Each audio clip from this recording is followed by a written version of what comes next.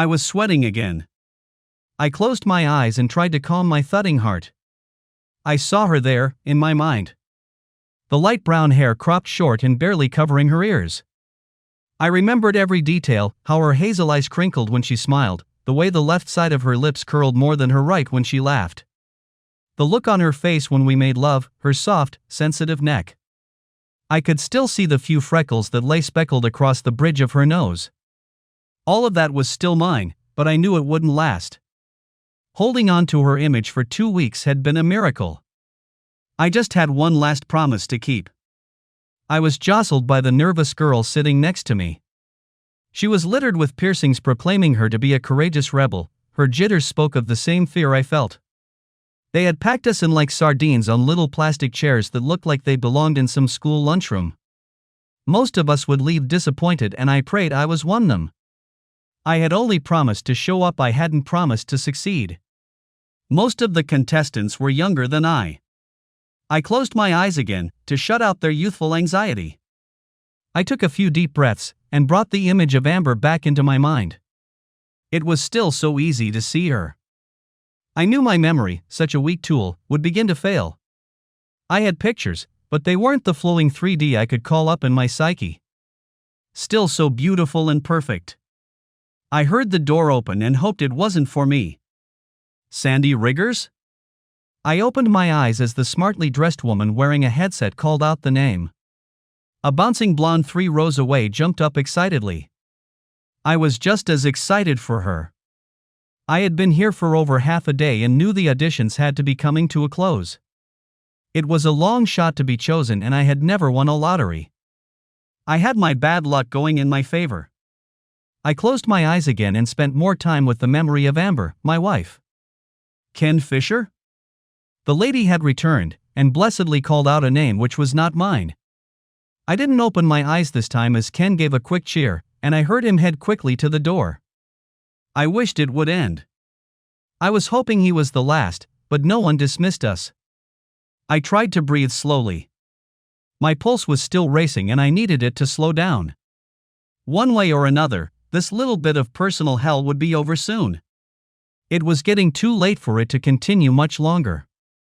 Last one, the woman called, when she returned 15 minutes later. I could feel the emotion shift as one in the room. The silence was deafening. I closed my eyes again and saw Amber's smile. Her face shifted slowly to a look I knew all too well. The mischievous one, the expression that lovingly told me I had no choice in the matter. My heart plummeted to my stomach and I knew the next words before they were spoken. David Thaxton? The groans were loud as hopes were dashed, mine included. My hands were shaking as I opened my eyes, armed only with a promise. I stood slowly, trying to stall as fear mixed with my sorrow. God, you're lucky, man, the pincushion girl said as I stood. I looked at her, sweat forming on my brow. I was about to say something, maybe offer her my place. The promise kept me from that escape. I just shook my head and headed toward the door I wished was miles away. The woman with the headset led me down the hall. She was babbling quickly, in an indifferent manner, about what I was to expect. I stopped listening after she told me I was to stand on a small red X on the stage. I was met, just off the stage, by a young man who fitted me with a wireless mic. He warned me not to touch my chest while I was out there. A man in a green shirt came up and wiped my brow and quickly put some kind of powder on my face. He warned me the lights would be bright, and I should just look at the judges. I closed my eyes again and saw Amber smiling. It didn't slow my heart, but I didn't feel so alone. I heard my name reverberate in the auditorium. It quieted the low drone of the audience I hadn't realized was so close. I stood there, my legs unwilling to move. Someone pushed me and I half stumbled toward that little red X. The lights were blinding, I could only make out the first 20 rows behind the 4 judges' seats. A weak, cordial applause welcomed me to hell. I stopped on the X and turned toward the judges. I could feel the blood driving painfully through my veins. Welcome, David, a man I recognized, the 4th judge on the right said. He had a wild frock of black, curly hair running down his shoulders and back. He wore sunglasses and an overly confident expression. I knew I should know his name, but I never watched these stupid talent shows. I found myself jealous of his sunglasses. I nodded to his greeting, not yet trusting my voice. "Do you think you have what it takes to win?" the judge asked. He looked a little perturbed that I hadn't really acknowledged him yet. At least he asked an easy question. "No," I answered truthfully. I didn't expound on my answer, which seemed to bother him all the more. "Then what are you doing here?" he asked exasperatedly. I had a feeling procedures would change at the next tryouts. Another easy question. The answer was more difficult to get out. "I promised my wife," I responded. I remembered when I made the promise and the pain hit hard again. I had to take a long blink. "So, your wife thinks you can win?" the man asked with a bit of whimsy. The thought that he would even pretend to know Amber's wishes infuriated me. I know there was anger in my voice when I answered. It felt better than the fear. "I don't pretend to know why," I answered thickly. "I promised her and I am going to keep that promise." The audience gasped a little and the judges looked surprised at my venom. There was a pause while Mr. Sunglasses considered my response. "What do you plan to sing for us, Promise Keeper?" the judge asked sarcastically. This elicited a small chuckle from the audience.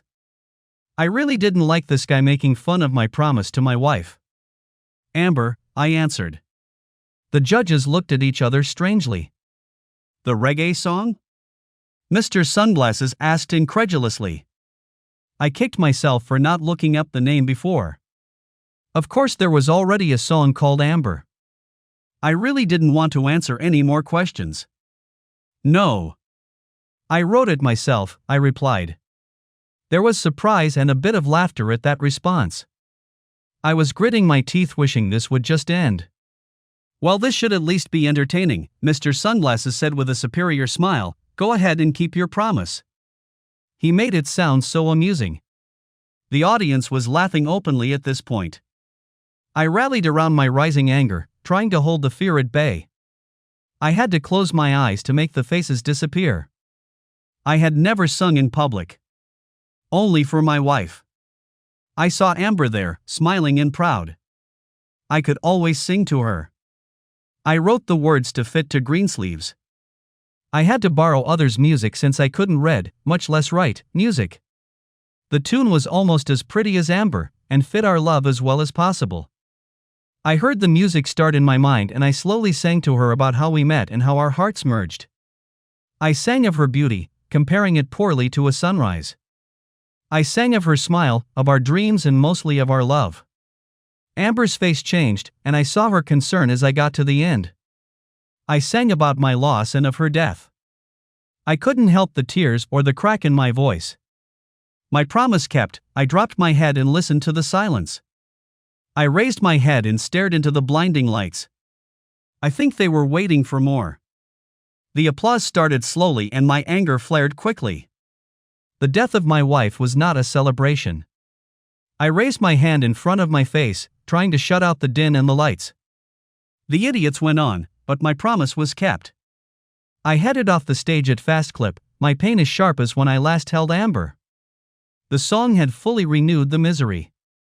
I heard the judges shouting at me. Fuck them, I thought. The producer lady, the one with the headphones, wisely moved out of my way as I exited. The man behind her wasn't so smart. You signed a contract, he informed me as he attempted to block my way. I was glad of it, more anger to replace the pain. I tossed the microphone at him and I grabbed him by the collar. Sue me! I shouted and threw him into a pole. He slipped and fell to the ground and quickly squirmed away. It took a couple of turns down the halls before I found an exit. The crisp open air hit me in a wave. I breathed it in deeply as I headed down the alley, darkness already cloaking the city. I had left my jacket, but the coolness wrapped my pain well. I heard a door open behind me. I ran to the street and disappeared into the city. I was at the bridge when my phone rang. I didn't recognize the number, so I hit ignore. I walked along the walkway, looking at the silently lowing river. Cars passed, their occupants oblivious to the death of my wife. The whole world was oblivious. My phone rang again, another number I didn't recognize. I ignored it as well and stopped at the apex of the bridge. I closed my eyes as I leaned on the rail. I could see Amber again, so cheerful. I would begin to forget soon. I can't see my parents' faces anymore. I didn't want to lose Amber again. I knew it was grief, but that was all I had of her. I never wanted the grief to end. My phone rang again and I didn't even look. I pulled it out of my pocket and dropped it into the river. It was joyous to let it go. I laughed at the thought of it, throwing away the world and all its useless machinations. My watch followed and I wrapped myself in a cloak of my memories. I pulled my wallet out and looked at it closely. It was my connection to the world. My driver license, credit cards, and the employee badge I should have turned in when I had quit. I opened the billfold and saw an old lottery ticket and a couple $100. None of it had Maya. Ning. I had kept my promise and everything else was moot. I threw the wallet farther. My keys were heavier, they went the farthest. I walked to the east end of the bridge, where the river lapped up next to the rocks far below. I was no longer cold, or cared if I was. I climbed over the railing and aligned myself with the rocks the water was kissing below. I closed my eyes and there was Amber again, in all her perfection. Every freckle, every dimple, her arms outstretched and inviting. I didn't jump, I just leaned into her arms. I saw the most precious expression, the same one I would see as we made love. I folded into her as I fell away from the world. I had kept my promise. It was damn cold. My entire body was shaking and I could feel my back spasm with each shudder. I tried to lift my head, and pain shoot down my spine. I lay back down and tried to open my eyes. There was light, but not oppressive light. Slowly, my focus returned, and I glanced unknowingly at my surroundings. The light was coming through an assembly of cardboard and wood surrounding me.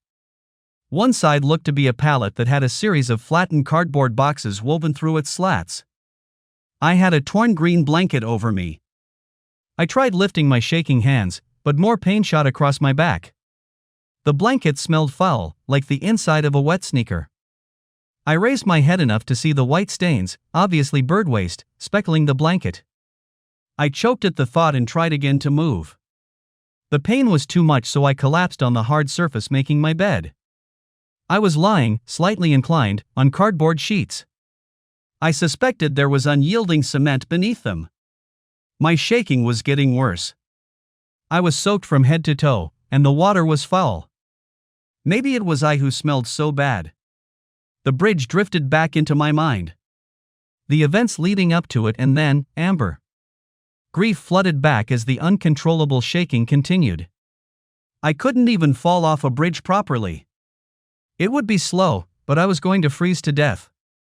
I could feel my fingers going numb and my lips weren't moving right.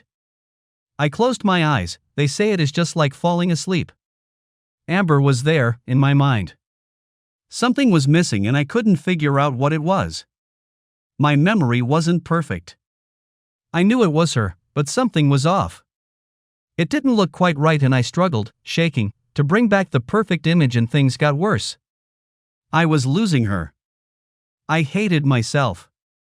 Footsteps, walking through loose gravel, echoed into my cardboard tomb.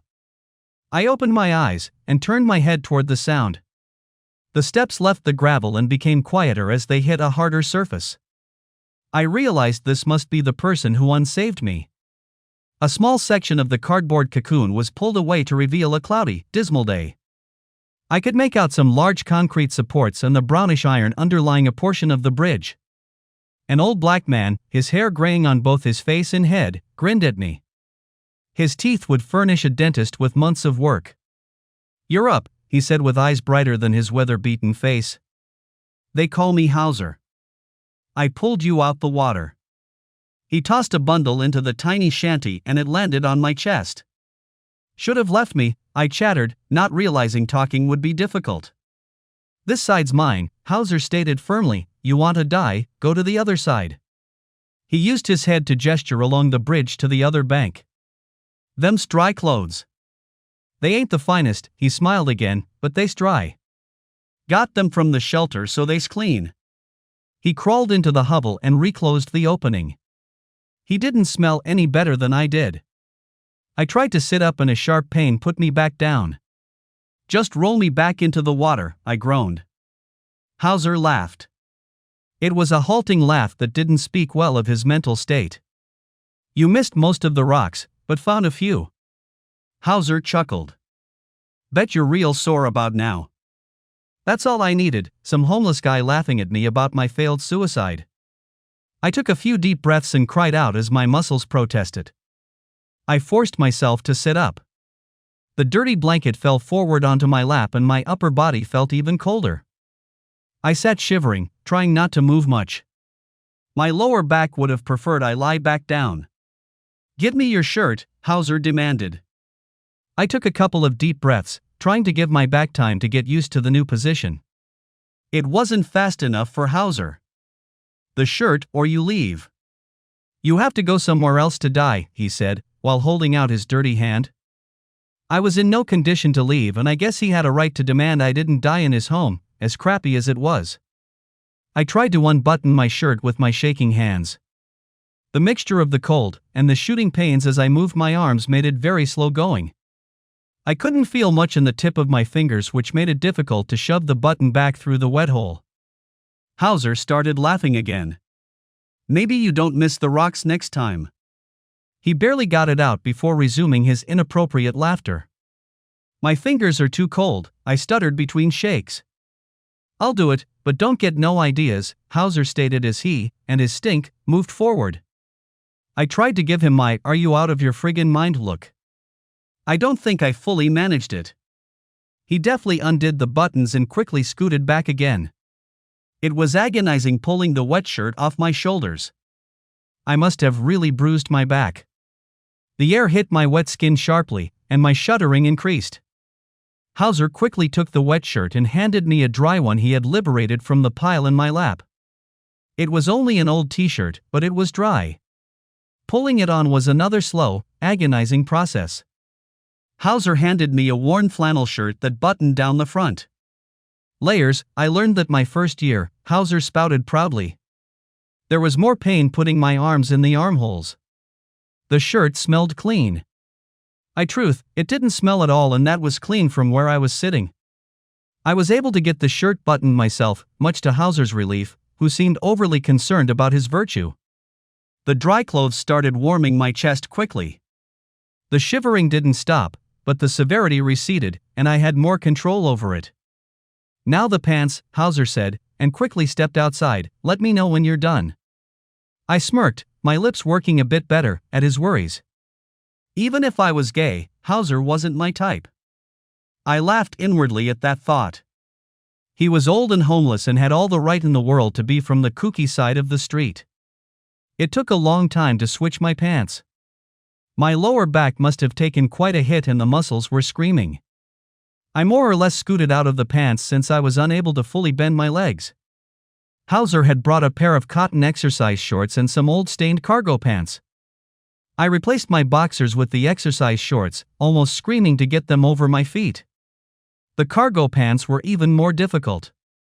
I looked around and noticed for the first time that my shoes were missing. They were probably the same place my socks were. Hauser, where are my shoes? I asked as I rolled over onto my hands and knees. I wasn't sure I could stand up without passing out. I certainly couldn't stand up in the hovel. I put them on the vents, Hauser answered, they'll be dry soon. I crawled to the exit and poked my head out into the gray day.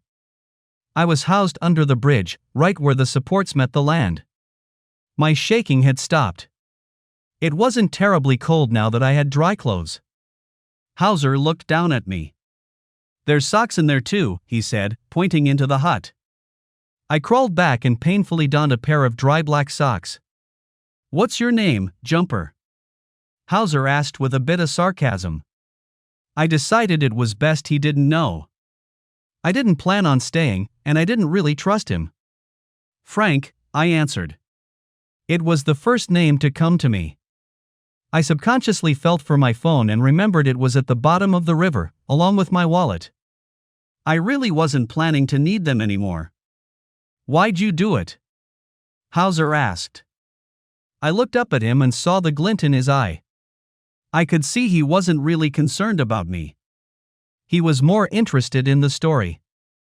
I guess I was what passed for entertainment under a bridge. You bankrupt, kill someone, he continued. He gave me the best lie, the one that said I was not worth anything. Bankrupt, I lied. Hauser laughed his crazy laugh. I'm always bankrupt, Hauser said, don't need no money so I don't care if I don't have any. It's you idiots that put worry in it. I chuckled at that. He was right in his own way. You're a wise man, Hauser, I praised, his face lit up like a Christmas tree. I have no idea why I found that pleasing. He's an old man who lives under a bridge. Why would I care if he was happy? Nevertheless, his dental disaster of a smile made me feel good. I tried to stand and decided against it when my back fought against it with pain. Lie flat, Hauser instructed, you might be stuck here a day or two. I will take care of you and then you owe me, that's how it works. I slowly rolled over onto my back and slowly straightened my legs. I smiled at him. What will I owe you? I asked. I was thinking in terms of dollars. I don't know yet. Hauser snapped, you share what you get or do me solid. Nothing more than what you get. I'll ask when I see it. Can't live without helping each other out here. He was talking at me like I was an idiot. It was a simple barter system, favor for favor. Sounds more than fair, I responded lightly, you just let me know. I will owe you good when I get out of here. Hauser smiled again and nodded his head. He really enjoyed the idea of being owed. I would have to find a way of paying him back. I was impressed how simple his life was. Right now, I envied him. It's almost 4, Hauser said absently, kitchen will open soon. Sadie said I could bring you back something. Till you feel better. She won't do it for long so you got to get better. Sadie? I asked. She runs the kitchen, Hauser said incredulously, don't you know anything? You're lucky I found you. He was shaking his head as he headed off beyond the bridge supports. He acted like the whole world knew about the kitchen. I lay on the cardboard mattress feeling physically better than when I woke. I closed my eyes and saw my flawed vision of Amber. I miss you, baby, I whispered. The vision didn't improve. I had already lost perfection and I knew it would only fade more over time. My grief returned and I wished Hauser hadn't left. I needed his simplicity, as strange as it was. Hauser returned as the sun began to set. I wasn't sure how much time had passed because my watch was on the bottom of the river. It was kind of nice not caring what time it was. I have spent my whole life watching a clock. All that happened was time ran out for Amber and me. Now time could just suck itself. I got you some fried chicken and a cup of Jell-O, Hauser said as he handed me a chicken balled up in a napkin and a paper cup filled with red Jell-O. Strangely, it seemed like a feast. I hadn't realized how hungry I was until I smelled the cold chicken. There was a leg and half a breast that had been cut with a knife. Got to eat out here, Hauser pointed to the cement. Don't want critters inside. More homeless wisdom. I crawled out and sat up slowly. I was starting to figure out how to move with the least amount of pain. The lower left side of my back felt like it had been hit with a sledgehammer. If I kept myself tucked a little to the left, I could withstand more movement. Thanks, Hauser, I said sincerely, I owe you. Hauser smiled and nodded. I was getting the hang of this favor thing. Just acknowledge the debt and pay it back in kind in the future. If only the rest of life were that simple. I dug into the chicken and it disappeared quickly. It was actually pretty good as fried chicken goes. Even cold, the seasonings partied with my tongue in a snappy way. I was kind of wishing there was more. I emptied the cup full of red Jell-O cubes into my mouth and enjoyed the brief sweetness. I stuffed the napkin into the cup and looked around for a waste can or something. Hauser laughed and grabbed the cup out of my hand, walked down to the river and threw it in. Pollution was obviously not part of his ethos. It was 4 days until I could stand and walk properly. Hauser said I had one hell of bruise on my back. I guess I was lucky, or unlucky depending upon your point of view. I was certainly happy I didn't have to crawl down to the river to relieve myself anymore. Hauser and I became good friends. I liked him better than anyone else I knew. I liked his philosophy. There was no way I was going back to my old life, not without Amber in it. Jumping off a bridge didn't appeal to me anymore either. I was losing weight, something I always wanted to do. I couldn't care less what time it was, and there was absolutely no stress. My home, job, car and old friends would do nothing but remind me of what I had lost. A week ago, I would have never guessed I could live without all my stuff. Now, I couldn't care less how full my DVR was or whether I had checked my email. I was dropping out and going off the grid. Hauser was a brilliant teacher. He had been on the streets for over 20 years. He dropped out when he lost his factory job. He couldn't find another even close to what he had been earning, so he hit the streets. For him, it worked. He really didn't care how the world turned and had no desire for the finer things in life. I wasn't sure how long I could hack it, but after 4 days under a bridge, I was feeling pretty free. I didn't have any obligations to clutter my time. Grief would visit, but never stay long. There was nothing under the bridge to remind me of Amber except my own thoughts. I guess you could make it to the kitchen today, Hauser said. It's almost 4, so we better get started if we want more than scraps. I looked at him strangely. His time-telling skills were gnawing at me. He wore no watch, but he always had a good sense of the time. Even when it was cloudy.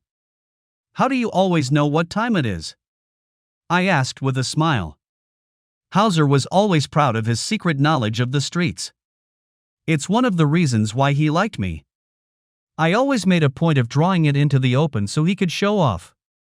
Traffic, Hauser answered, pointing to the bridge. I can hear rush hour starting. He was beaming and I gave him a small bow in praise, which caused a little pain. I had ignored the traffic, but he was right. You could almost count the tires crossing the brakes in the pavement. In his own way, Hauser was a genius. I followed Hauser into the streets for the first time in 4 days. I am sure I looked a mess. I hadn't shaved or even combed my hair in all that time. I received a few disgusted looks from suited professionals, but most people just ignored us. I felt invisible and found it exhilarating. I am sure my smell wasn't invisible, but Hauser didn't seem to be offended. The kitchen was in a rundown district. It looked like it had been some kind of factory at one time. It was a 3-story brown bricked building with large windows, mostly boarded. There was a large sign above a double set of doors that said City Kitchen. One of the doors was propped open, but a line had already begun to form just before the 2 steps that led to the doors. There was no indication why we couldn't just go inside. Can't go in until Sugar Magnolia, Hauser said as we got in line behind an old woman. Maggie, this here is Frank. Maggie turned, her face was wrinkled like elephant skin. She smiled, nodded, and turned to face the line again. I said hi, but I don't think she heard it. She was humming to herself and it wasn't offensive, almost like she could carry a tune. Sugar Magnolia? I asked. You'll see, Hauser smiled. I waited with everyone else as the line got longer. I let Hauser have his fun. I learned in 4 days not to get anxious about anything. Patience was a way of life on the streets. It was the cost of the freedom. Hauser seemed to know most of the people in line. A week ago, I would have never thought of them as people at all. It's strange how jumping off a bridge could change your perspective. Not all of the people looked like they hadn't showered for a week or more, and I was surprised at the number of kids in line. There was one mother trying to rein in 3 young boys who seemed very comfortable with the whole process. The civility in the line was the most surprising aspect. No one seemed to mind the wait and there wasn't any attempt cut in or form a new line. I was expecting more of a herd mentality instead of the practiced order being displayed. It went against everything Hauser stood for. It's so orderly, I said. I almost gave it a questioning tone. Sadie don't put up with no shit, Hauser replied. Maggie stopped humming and turned around. You cause trouble, you don't eat, Maggie said accusingly. She raised her finger and pointed at me with a scowl. I smiled at her, trying to prove I was a good person and deserved to eat. She turned back around and continued her humming. Sadie must be a beast of a woman to invoke such discipline in everyone. I imagined her at 300 pounds swinging a rolling pin with deadly force. I didn't intend to cause any trouble, so I wasn't too worried. I heard an electric pop followed by a hiss of speakers firing up. 4 o'clock, here we go, Hauser said, patting me on the back. The line started moving forward just before the music started. The song Sugar Magnolia wafted through the open door. I realized that was the tune Maggie had been humming the whole time. Everyone moved forward calmly, there was no pushing or arguing. I have seen ruder people entering high-priced theatrical productions. Maybe Sadie packed an Uzi. The line moved forward slowly, but steadily. I patiently waited my turn to head into the door. I smelled chili as I neared the door and my stomach growled. I was hungrier than I thought. I know I hadn't eaten well in the last 4 days, but it really didn't bother me until that wonderful smell hit my nostrils. Inside the door, the line continued down a short hall and took a turn to the right. The music was more pronounced inside and Maggie was bouncing to the beat. Maybe she was a deadhead from way back. I turned the corner just as the song ended. The din of plastic trays and plates replaced the music. There was a stainless steel cafeteria line ahead, manned by people who looked like they would fit comfortably in the line. The first station was being handled by a large woman wearing a white apron over mismatched pants and shirt. Her hair, black with streaks of gray, was pulled back and covered in a white scarf. She was filling bowls with chili and handing them over the sneeze guard with a smile that was missing a few teeth. I assumed she was Sadie. She was definitely imposing enough. I haven't seen you before, a female voice to my right said as I entered the dining room. The room held a good 20 long tables with metal-tubed plastic folding chairs. My eyes followed the voice to a woman dressed in a flowing red flowery skirt. Her dusty brown hair was long down her back, held in place by the same white scarf the chilly lady was wearing. No, I guess I'm new, I replied, a little lost for words. I wasn't expecting to be greeted. The woman's eyes crinkled when she smiled. She was petite, at least a hand shorter than I. Her cream-colored blouse was practical, but sharply ironed. She stood with both hands clasped behind her back. She looked completely out of place. For one thing, she had all her teeth. Sadie, this is Frank, Hauser chimed in from behind me, he's the one I told you about. Sadie didn't look anything like I expected. She was maybe in her mid-30s. And not physically imposing at all. Welcome, Frank, Sadie said, and used her hand to direct me toward the cafeteria line. A small gap in the line was created when she greeted me, and I think she was intent on seeing it closed. Something about her manner made me hustle to fill the gap. You owe me 5 days, Hauser, Sadie called as we moved toward the chili. 5 days? I asked Hauser for clarification. Yeah, I gots to work the line, Hauser said, nodding to the buffet line. If you eat a lot, you owes days to Sadie. He smiled as he picked up a tray off the stack. It ain't bad work, it's just she makes you clean up, before you touch the food and stuff. Hauser obviously cherished his grime. He wasn't quite as free as he claimed. Cheese, the large chili lady asked. Sure, I answered, and she dropped a tong full of shredded cheddar on top of my plastic bowl of chili. She made an effort to smile as she handed me the bowl. I found myself smiling back and saying thank you. I moved to the next station, and a tall gangly guy with the same apron and scarf handed me a small bowl of fresh broccoli and carrots and some kind of oily sauce. He also smiled and warranted a thank you. The whole process was extremely civil and the service was pleasant. I looked back at Sadie as she greeted everyone entering. You have to admire someone who can organize the unorganized.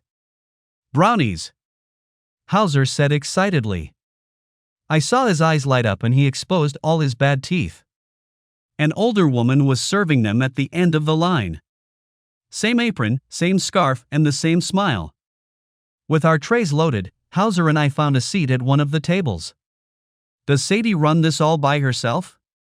I asked as we began to dig in. Yep, it's her kitchen, Hauser answered with a mouthful of chili. I saw him eyeing my brownie. He wasn't trying to be overly obvious, but he wasn't hiding it either. I smiled and moved my brownie to his tray. I owe you, I said. Hauser nodded his head as he stuffed another spoonful of chili into his mouth. I had a feeling I wouldn't be getting dessert for a while. It didn't really bother me, anyone who could help me forget was worth his weight in dessert. We ate in the relatively quiet atmosphere of the cafeteria.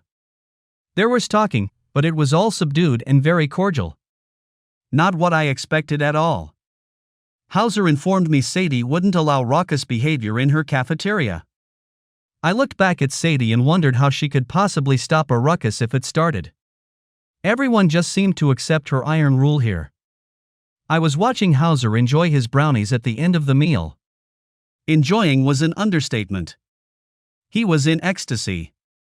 He savored every bite, and his eyes glossed over. His joys were simple, and this was one of his favorites. So, what are you doing here, Frank?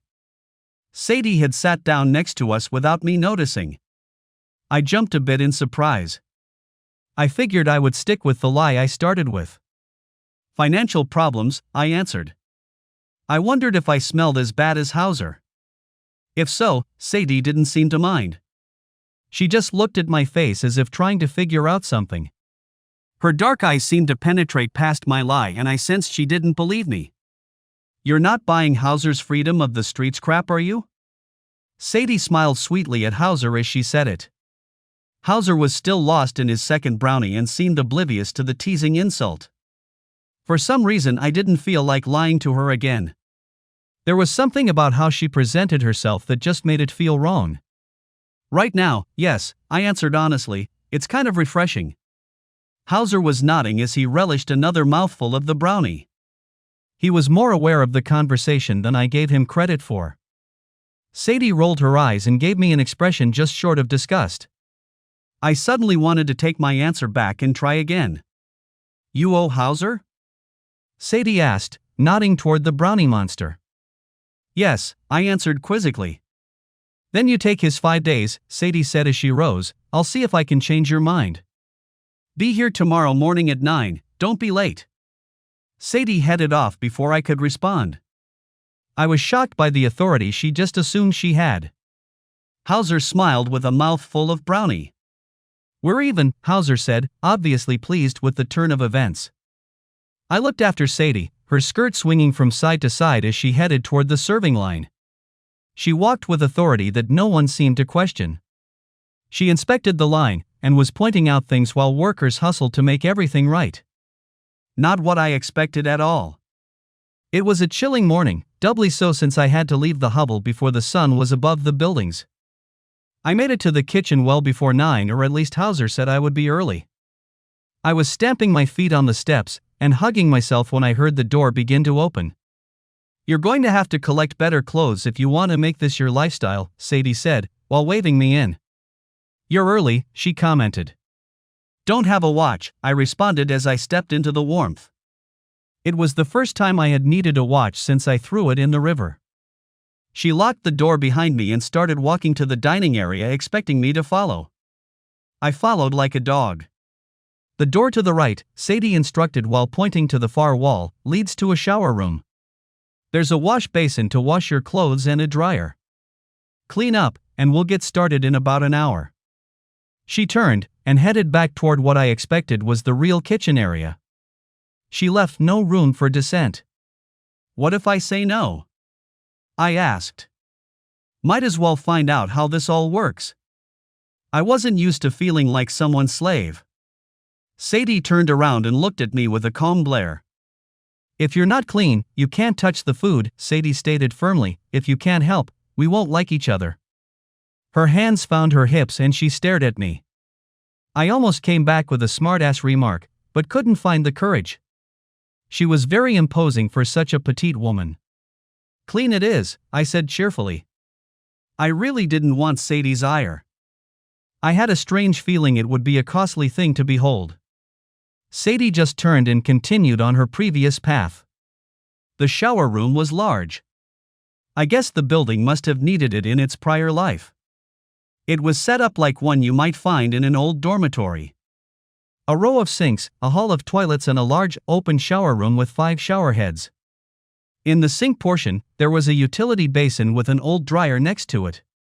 I followed Sadie's instructions. I stripped down and threw my clothes in the basin. There was detergent above the faucet which I used to scrub the clothes.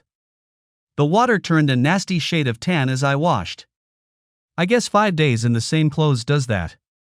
I rinsed the clothes as best I could and went to toss them in the dryer. The dryer held a towel that I guess was meant for me. I exchanged the towel for my clean, but wet, clothes and put the dryer on a 1-hour cycle. Above one of the regular sinks was a set of hotel toiletries sitting on the metal tray below the mirror. The tray held a cheap plastic-wrapped toothbrush and comb, along with a small bar of soap, a tiny toothpaste tube and a mini shampoo. I didn't recognize myself in the mirror. My reddish-brown hair, which hadn't been combed in 5 days, was matted, and it stuck out in strange directions. I was sporting the beginnings of a sparse beard, and I was shocked to see some of it coming in gray. I had never had gray hair before. My face was basically filthy with streaks of oily dirt where I had wiped it with my dirty hands. I had aged 10 years in 5 days. Amber would have been pissed. I grabbed the soap and shampoo and headed to the shower. I scrubbed myself thoroughly and then repeated the process a couple more times. I closed my eyes with my head under the warm rain and tried to see Amber again. She was there, missing the perfection I could once see. I hated losing that perfection, but it wasn't ripping me apart as before. I knew I wouldn't be jumping off any more bridges. I also knew I wouldn't be returning to my old life. The mirror convinced me Hauser didn't have the answers either. I owed him 5 days, so that's how long I had to figure out things. At least Sadie had my day planned for me. I really didn't want to think anymore. I dried off, combed my hair and brushed my teeth. I felt slightly more normal. I lost a little portion of the freedom Hauser had tried to instill. It was replaced with a desire to do something. I just wish I knew what that something was. I looked at my scraggly baby beard and wished I had a razor.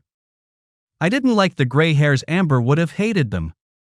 I remembered trying not to shave on Sundays. It was just a lazy thing, to make Sunday a do-nothing day. Amber nixed it almost immediately. I remember her sitting me in a chair, then straddling me and shaving me herself. We made love like teenagers that day, me promising never to not shave and her promising to shave me personally if I reneged. The memory brought a mixture of tremendous love and horrible sadness. A potent mix that always caused tears. I wished I had a razor. I spent another 20 minutes with my memories while I waited for the clothes to dry. I washed out my towel and exchanged it with my clothes in the dryer. I set the dial for 30 minutes on the dryer and fired it up. I walked out a clean man. A bit better, Sadie commented as I entered the dining hall. She was obviously waiting for me to emerge. "Let me see the hands," she ordered. I held out my hands with a small roll of my eyes. She ignored my eyes and looked closely at both sides of my hands with special attention to the nails. "Take the chairs off the tables," Sadie ordered. I assumed she had accepted the cleanliness of my hands since she didn't make me rewash them. "Tuck them under, equidistant apart. Don't move the tables, they are exactly where they belong. Meet me in the back room when you're done." She headed off with a purpose. I looked at the legs of the tables and the north sets of legs were lined up perfectly on a tile line. The northeast leg of each table was on a tile corner. Sadie may be a little OCD. I lowered the chairs and tucked them under and scooted them to make sure they were equally spaced. I walked around when I was done and adjusted a few, so the chairs lined up with the tables in the same rows. I rechecked each table to make sure it hadn't moved. Then I went into the back room. I had no idea how Sadie got me to be so anal about tables and chairs. I walked into the back room, one of the cleanest kitchens I have ever seen. All the stainless steel sparkled and everything seemed to have a place. There were no utensils or pots and pans lying out. Even the tiled floor looked spotless. Sadie was sitting on a stool, working with a set of papers. She looked up as I walked in and pointed to an apron and scarf that had been laid out on the counter. I donned both. That's the hand wash station, Sadie said, as she pointed at a small sink along the wall. Push the lever with your leg and wash your hands. Before you touch any food or anything that will touch food, you wash your hands. Paper towels are in the dispenser next to it. She went back to her papers, making notes on one of them. I was a little surprised to not see anyone else working. I moved over to the sink and washed my hands. It seemed a little over the top since I had just gotten out of the shower. I guess I touched some chairs, but I assumed they were strictly sanitized like the rest of the place. I was drying my hands with the paper towels when Sadie looked up again. There are Roma tomatoes in the walk-in, Sadie said and pointed to the large steel door. They are on the left side, second shelf. Bring out 2 boxes and set them on the floor by the prep sink. She indicated the large sink with the high curved faucet. She then went back to her papers. I started to walk toward the walk-in and decided my silent obedience was a bit much. By the way, good morning, Sadie, I said with a tiny bit of smartass. I kept moving toward the walk-in so she couldn't find fault. Sadie surprised me by looking up briefly with a smile. Good morning, Frank, Sadie replied and returned to her work. I guess authoritative regimes could be cordial. I found it pleasing to make the great leader smile my little bit of rebellion for the morning. I hauled the 2 boxes of tomatoes out to the sink. They were a bit heavier than I had thought, so it took 2 trips. Open the boxes, then, wash your hands again. Sadie didn't look up from her work this time. I sighed as I opened the boxes and washed my hands again. Sadie rose from her work and washed her hands as well. We never allow our skin to touch the food, she instructed as she dried her hands. We always use latex gloves. I'm guessing you will want the large ones. She pulled a pair of small, disposable latex gloves from a rack mounted on the wall next to the sink. I grabbed a pair of large.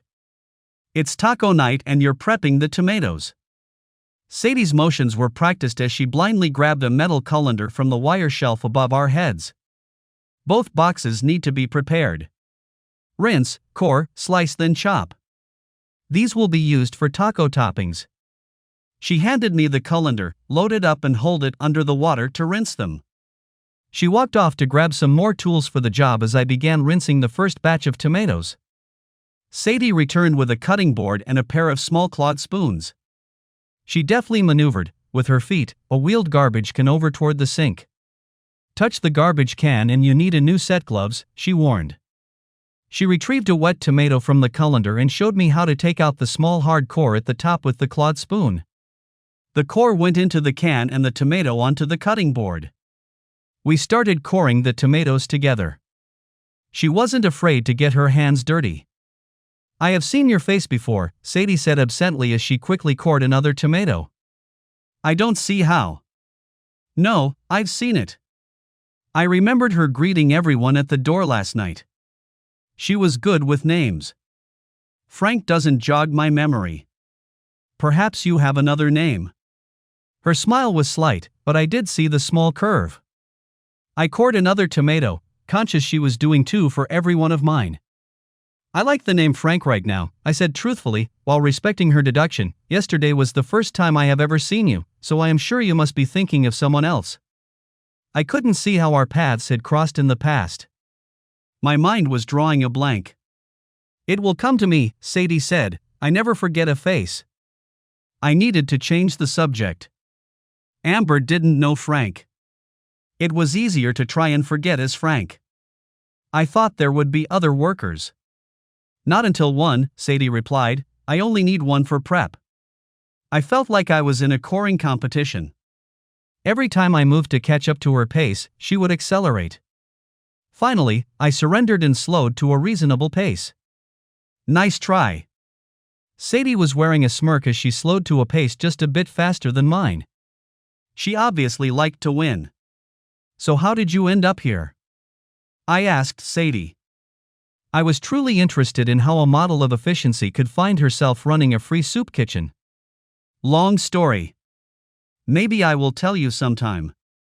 Sadie paused, then smiled and said, with emphasis, Frank. Touché, I thought. She was willing to trade stories, but not give hers up for free. I just smiled back. Sadie had a quick mind. Amber would have liked her. How do you fund this place? I changed the subject to something more comfortable. Donations. Lots and lots of donations. Sadie lost her smile as she continued to core her way through the pile of tomatoes. The answer seemed to exhaust her. 501c3? It came out of my mouth before I could stop myself. It was habit. Sadie stopped coring and looked up at me.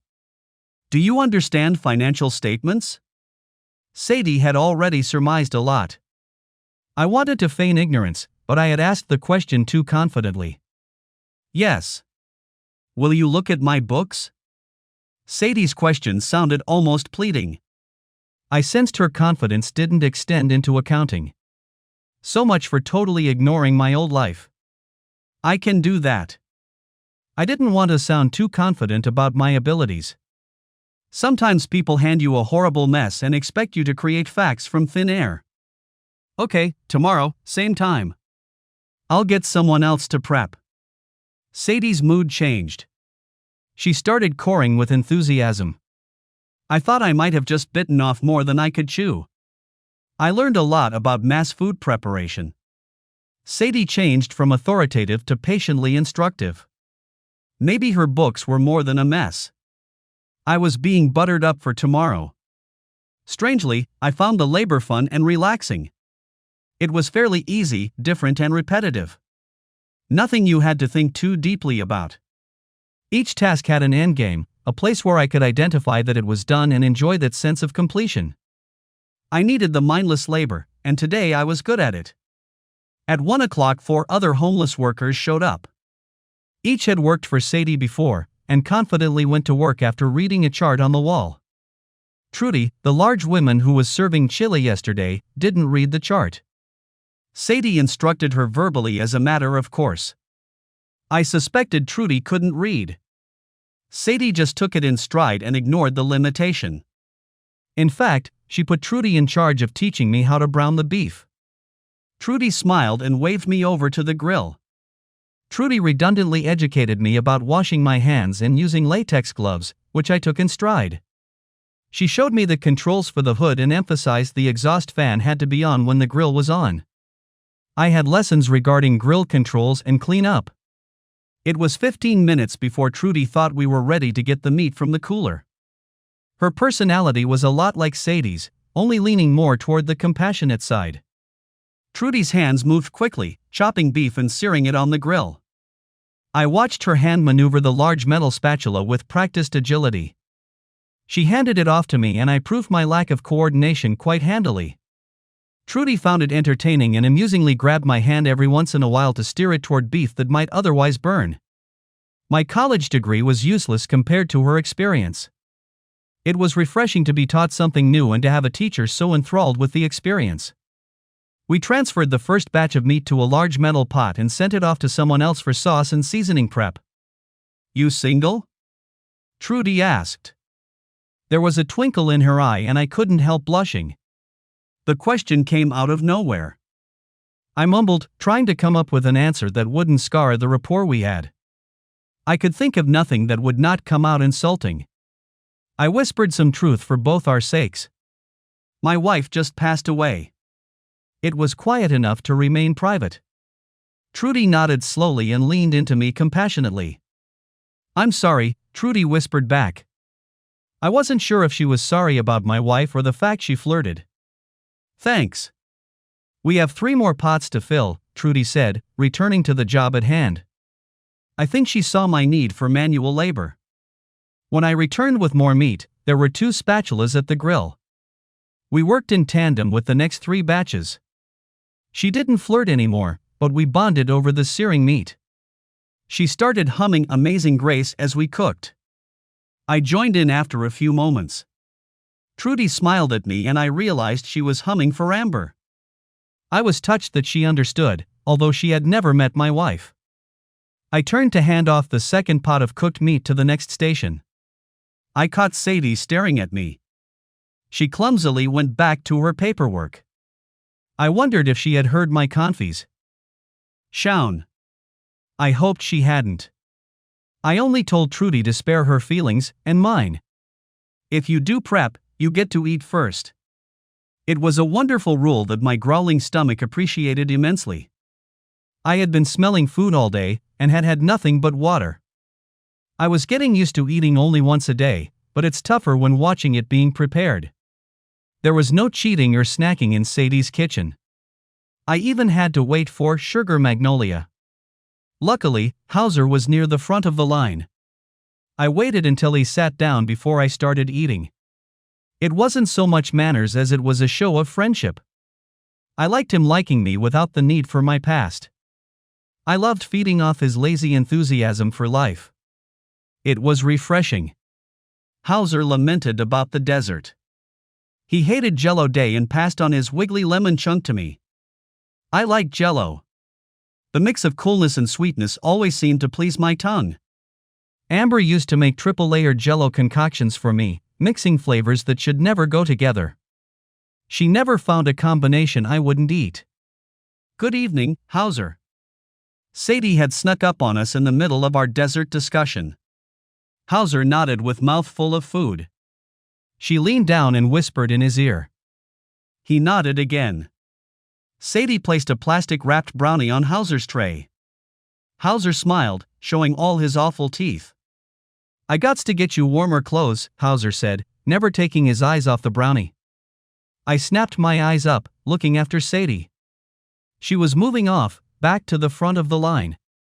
Her flowered skirt, greenish this time, swaying confidently back and forth. The books must be in really bad shape.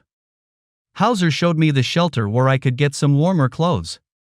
It wasn't exactly stylish, but I was now wearing an old brown jacket that looked like it might have been used by someone in construction, and a pair of military boots. The laces in the boots were brown and looked strange against the black leather. It was better than the old loafers I had been walking around in. I really looked the part now. Everything mismatched, but functional. The next morning started the same as the first in all but one respect.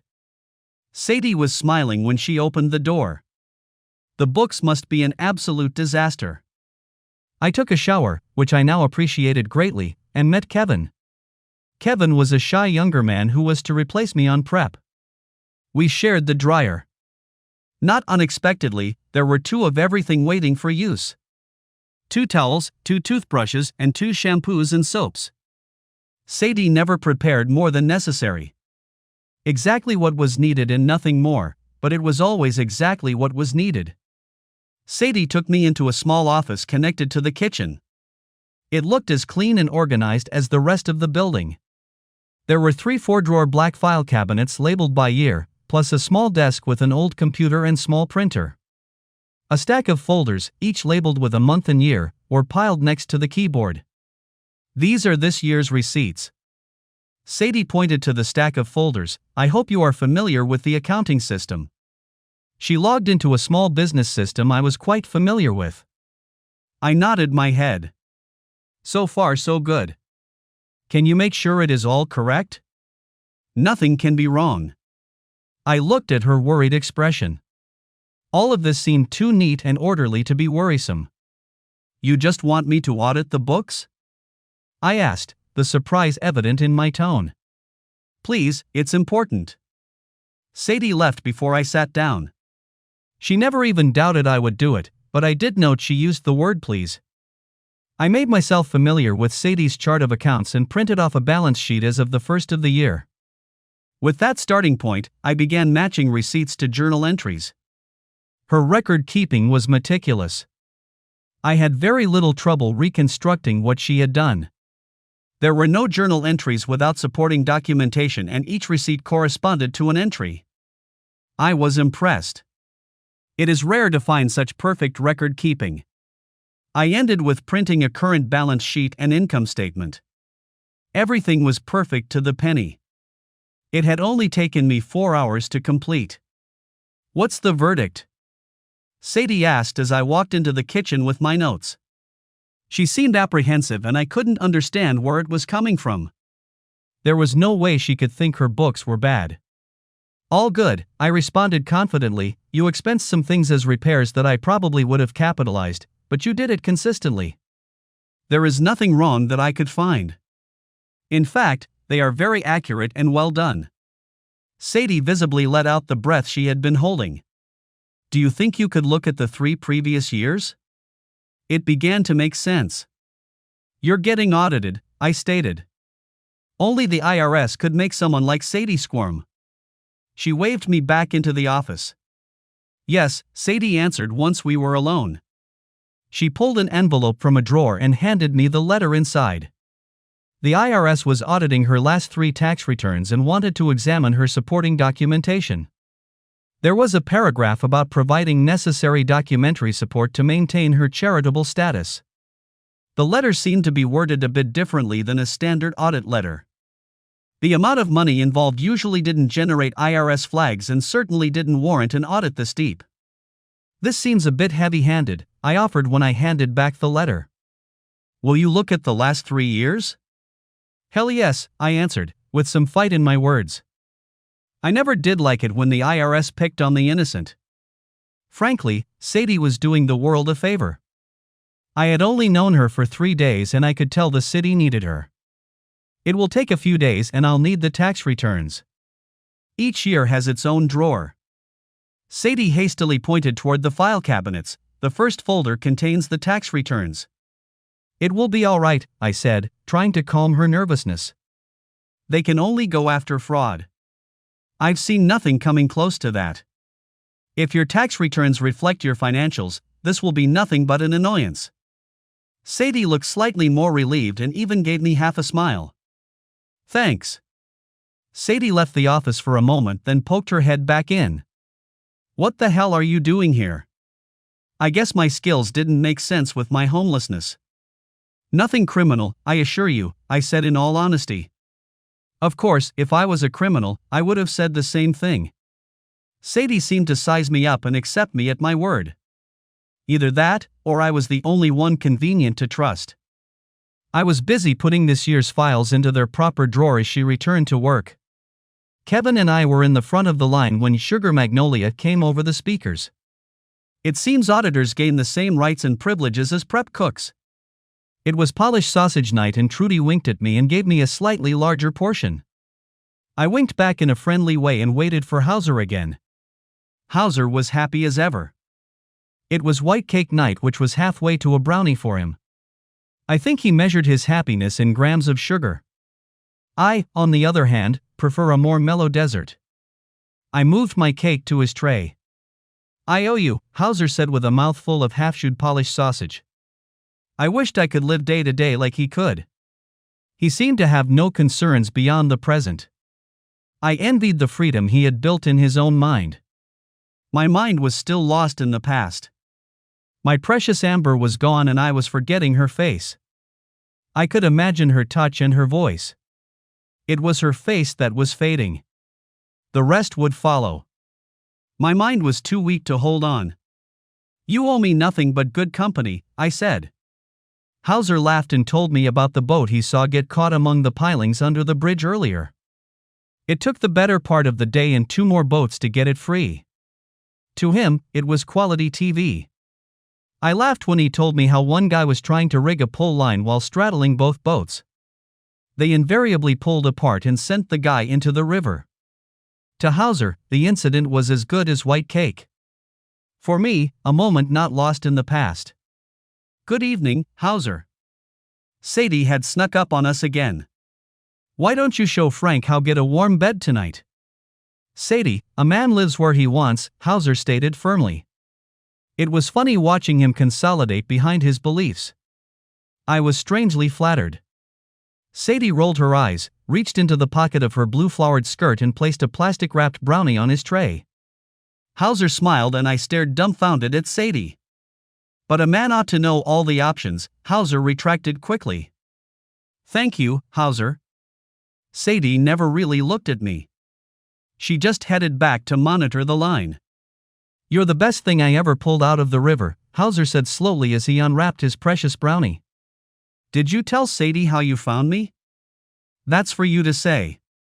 Hauser took a small bite of the brownie. obviously trying to make it last. Sometimes it's best not to say leave it in the past. That I had to agree with. I slept in a lumpy, but warm, bed that night with many other homeless guests.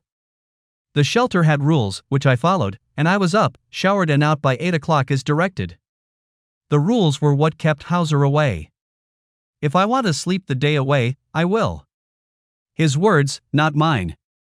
Sadie was happy to see me the next morning. Maybe I was more reliable than the average homeless person. It was nice to start out the day with her smile. "You ever going to shave off that fuzz?"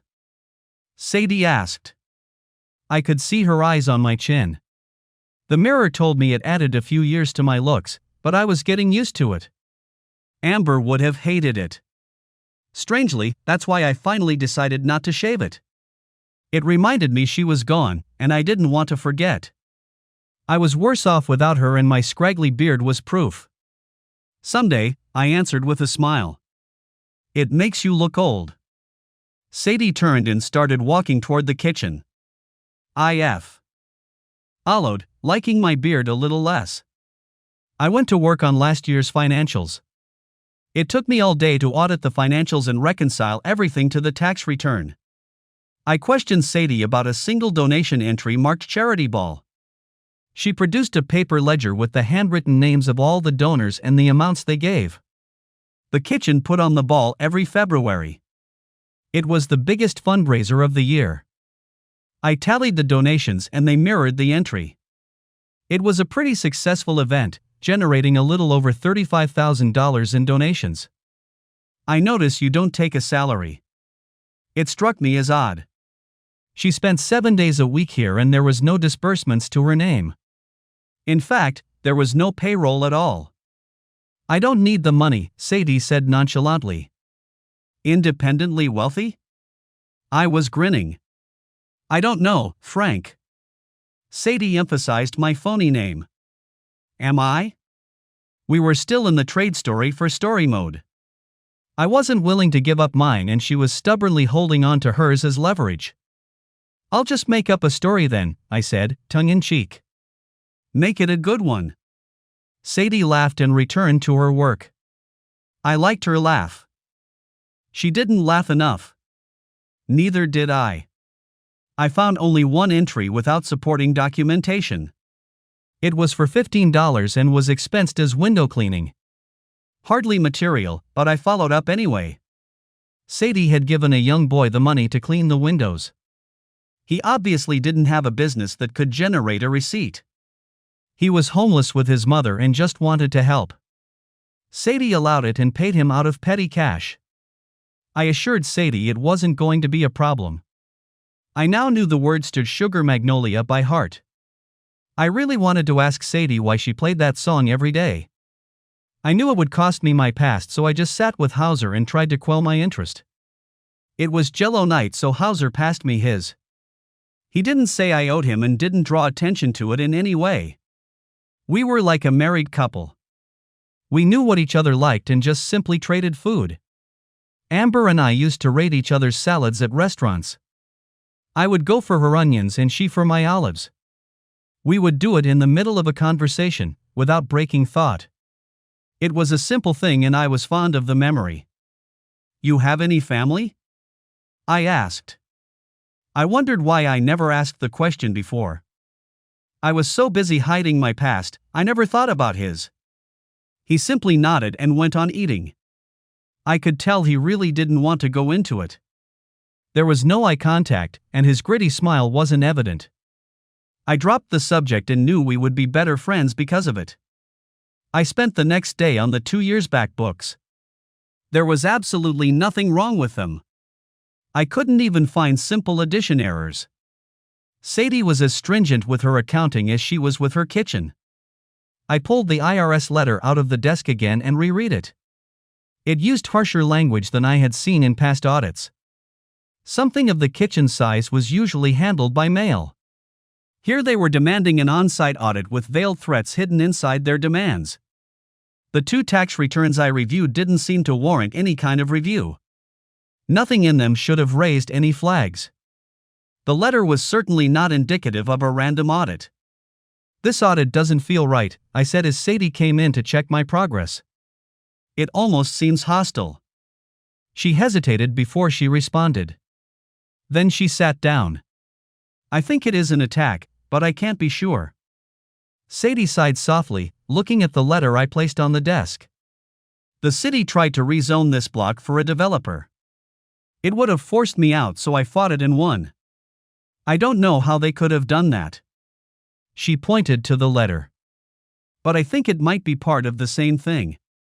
She looked up at me. The IRS doesn't do things like that, do they? No, but people do. My anger was brewing again. Someone was the friend of an IRS field agent. It was the only way the letter made sense. Dismantling Sadie's enterprise would silence her opposition. It was a roundabout, but effective way. I simply wasn't going to allow it to happen. We'll just make sure they fail. There was determination in my mind and I wanted Sadie to hear it in my voice. I was surprised when she blushed at my words. Thank you, Frank. That makes me feel a lot better. Sadie stumbled the response out with an awkward smile. She hesitantly rose and exited the room. It almost seemed like she wanted to say more, but thought better of it. She was flustered and I wondered what I had said that caused it. Sadie surprised me the next morning with a cup of coffee and a donut. I had never seen her serve any food before 4. I had never even seen her eat. I stared at it in shock when she placed it on the desk. She blushed again and left quickly. I didn't even have time to get a thank you out. It was completely unlike her. I spent the morning, warmed by coffee, traversing the first year the IRS was interested in. They were as immaculate as the other two. I was determined to leave no stone unturned, so I went through the charity ball ledger as I had the other 2 years. I was absently totaling the donations when my eyes were attracted to the name column. A sense of familiarity pulled my eyes. Amber and David Thaxton was handwritten next to a donation of $50. My eyes welled up as I ran my fingers across the names. Amber was always giving small sums to one organization or another. My name must have come from the check. The irony of it all hit hard. I felt tears running down my cheeks and I squeezed my eyes to get them to stop. They didn't, so I let it go. I saw her perfectly again, my mind had rebuilt the image. With it, the pain came slamming back. I buckled under the pressure and the floodgates opened. God, I loved that woman. Sadie picked that time to check on my progress. Fooling no one, I turned away and quickly wiped my eyes. I stumbled out of the office mentioning the need to use the restroom. The tears kept coming as I hurried past Kevin, who was busy peeling potatoes. I spent 15 minutes, sitting on the toilet, slowing my heart. I rinsed my face, trying to dull the redness around my eyes. Sadie was sitting at the desk when I returned. Close the door, she said, and motioned me to the seat on the other side. My husband died 9 years ago. Sadie was looking directly at me.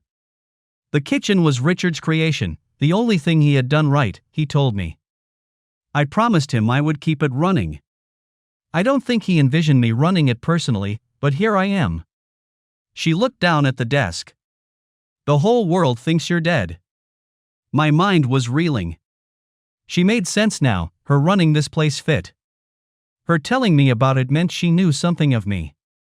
Most of the world doesn't know I exist, I countered. I wasn't sure if I wanted to be angry. I just didn't want more memories. I was having trouble not remembering on my own. I'm pretty good with faces, it was your beard and name that threw me off. Sadie tapped the ledger with Amber's and my names. You just looked the same way I felt when Richard died, David. I excused myself again. Having Sadie know was just as bad as seeing Amber's name in the ledger. I was dousing my face in cold water when I began to wonder how she knew my face. She wasn't guessing, she knew. I don't remember ever meeting her prior to a few days ago. Maybe she knew Amber, that would explain the donation. I settled my emotions and returned for the second time. You knew Amber? I asked, choking on her name. Close the door, Sadie responded while shaking her head no. I know of her. The whole world knows her. I sat down confused. I'm sorry, seeing the name in the ledger must have hurt. I closed my eyes and nodded. I really didn't want to start crying again. I wasn't confident my voice wouldn't crack. You can hide here for as long as you need, Sadie offered. The police looking for me or something? I asked with quite a bit of confusion. Not anymore. They think you're dead. I shook my head, trying to wrap my thoughts around what Sadie was saying. Amber's image kept flashing in my mind. I had an estranged sister. It would have taken her 20 years to report me missing. I had quit my job. They wouldn't have cared enough to check up on me. I guess maybe a friend, but I hadn't been gone long enough for them to worry enough to call the police. Why would they think that? You don't know? Sadie seemed surprised. Know what? Sadie went to work on the computer as I looked on. A few moments later, she turned the monitor towards me. My picture was on the screen under the headline, "Promise Keeper Believed Dead." The banner across the top was the daily paper's logo. It was a picture of me, on stage, with my hand held out before me. Your song Amber went viral, Sadie said softly. It was just a prelim. It wasn't supposed to be broadcast, I said as I leaned into the computer screen to read the article text. The text mentioned finding my wallet in the East River. The fact that it contained money indicated I wasn't robbed. Their assumptions were correct, the end result was not. How did your wallet end up in the river? Sadie asked softly. I could see the concern in her eyes. Hauser fished me out of the river, I answered. I wasn't ready to say the truth out loud and probably never would. I skipped over it and then added a weak justification. It wasn't a good time for me. And now? Time to think, I answered. I just need time to think. Sadie looked like she might have misunderstood, so I added, no more bridges in my future. She smiled. Take all the time you need, Frank. I smiled at her use of Frank. I'll figure things out as soon as we get through this IRS audit, I said as I continued perusing the article. Sadie got flustered again and fumbled her way off her seat. I had no idea what was causing it. I pretended to ignore it for her sake and mine. I'm sorry about Amber, Sadie whispered before she opened the door. I'm sorry about Richard. We shared forced smiles. At least we understood each other that far. Embarrassment was my main emotion as I surfed the web for the first time in a week. My fame was fading, as all digital fads do, but I had shined brightly for a few days. I couldn't watch the video, not out of shame, but out of fear of the pain returning. Amber had always said I had a lovely voice. I had just assumed she was biased. I sang for her because she got a kick out of it. For us, it was like foreplay. I never had a desire to share it with the world. I made up songs for her and her alone. The words were sometimes silly and sometimes drivel from my heart. Loud pillow talk and nothing more. Now the world knew because of a dying promise I could not deny. I loved her too much for that. The blogs were the worst. Half had me as an insane idiot and the others thought me some kind of love god. Offers of marriage and psychiatric help were abundant. It was just a promise, it wasn't meant to go this far. I was going to have to hide for a while. The story would die a quick death as all things internet-related do. Amber would have gotten a kick out of the whole thing, but then I would have had her at my side. I could have weathered any storm with her there. I went back to work and finished the last tax year. Like the rest, no errors. That, in and of itself, was amazing. Books this clean were usually done by professionals. The IRS can dig as deep as they desired, there was nothing to find. Sadie was pleased to hear my summary. I could still see a little fear behind her eyes, but the IRS had a tendency to do that. Do you remember Amber? I asked, pointing at the charity ball ledger. Sorry, there are lots of attendees and most of them bring checks from their friends. Sadie's eyes went sad. I'm sure she was lovely, I can see her in you. I could only nod at that. Amber was certainly lovely. Hauser joined me for dinner once again. It was brownie night, so he was an absolute pleasure to be around. I moved my brownie to his tray and he just nodded and kept telling me about his day. There was an accident on the bridge that screwed up his timekeeping, but, other than that, it was the same day as always. Maggie sat down next to me, her face all crinkly with her smile. I guessed I had become a regular and was considered safe. Hauser placed my brownie on her tray. I gave him a confused look. I had never seen him give up a brownie. I thought maybe he was sweet on Maggie. Maggie got me new boots, Hauser said, nearly bringing his leg and a construction boot up on the table. Nicely done, Maggie, I said as I admired the nearly new treads on the sole. Figured someone wanted 'em, don't fit me. Maggie was speaking with a mouth full of meatloaf. The boots did look warm and I knew Hauser saw the value. It was strange how my priorities were changing. A month ago, I would have just run out and bought a pair if I wanted boots. Now, I was slightly envious. Sadie snuck up on us again. This time it wasn't to speak to Hauser. Thank you for all your work, Frank. Sadie put a glass of Jell-O on my tray. It had 3 layers, red, green and yellow. The layers were slanted, obviously she had spent some time putting it together. I had a strong feeling of déjà vu and amber, sending a shudder down my back. I just stared at the glass, not knowing what to say. I thought you liked Jell-O, Sadie said with pain in her voice. She started to reach out to take it back. She couldn't have known. I reached it before she did and pulled it close and forced a smile. It's perfect. It was just unexpected. I looked back at the glass, tilting it to examine the layers.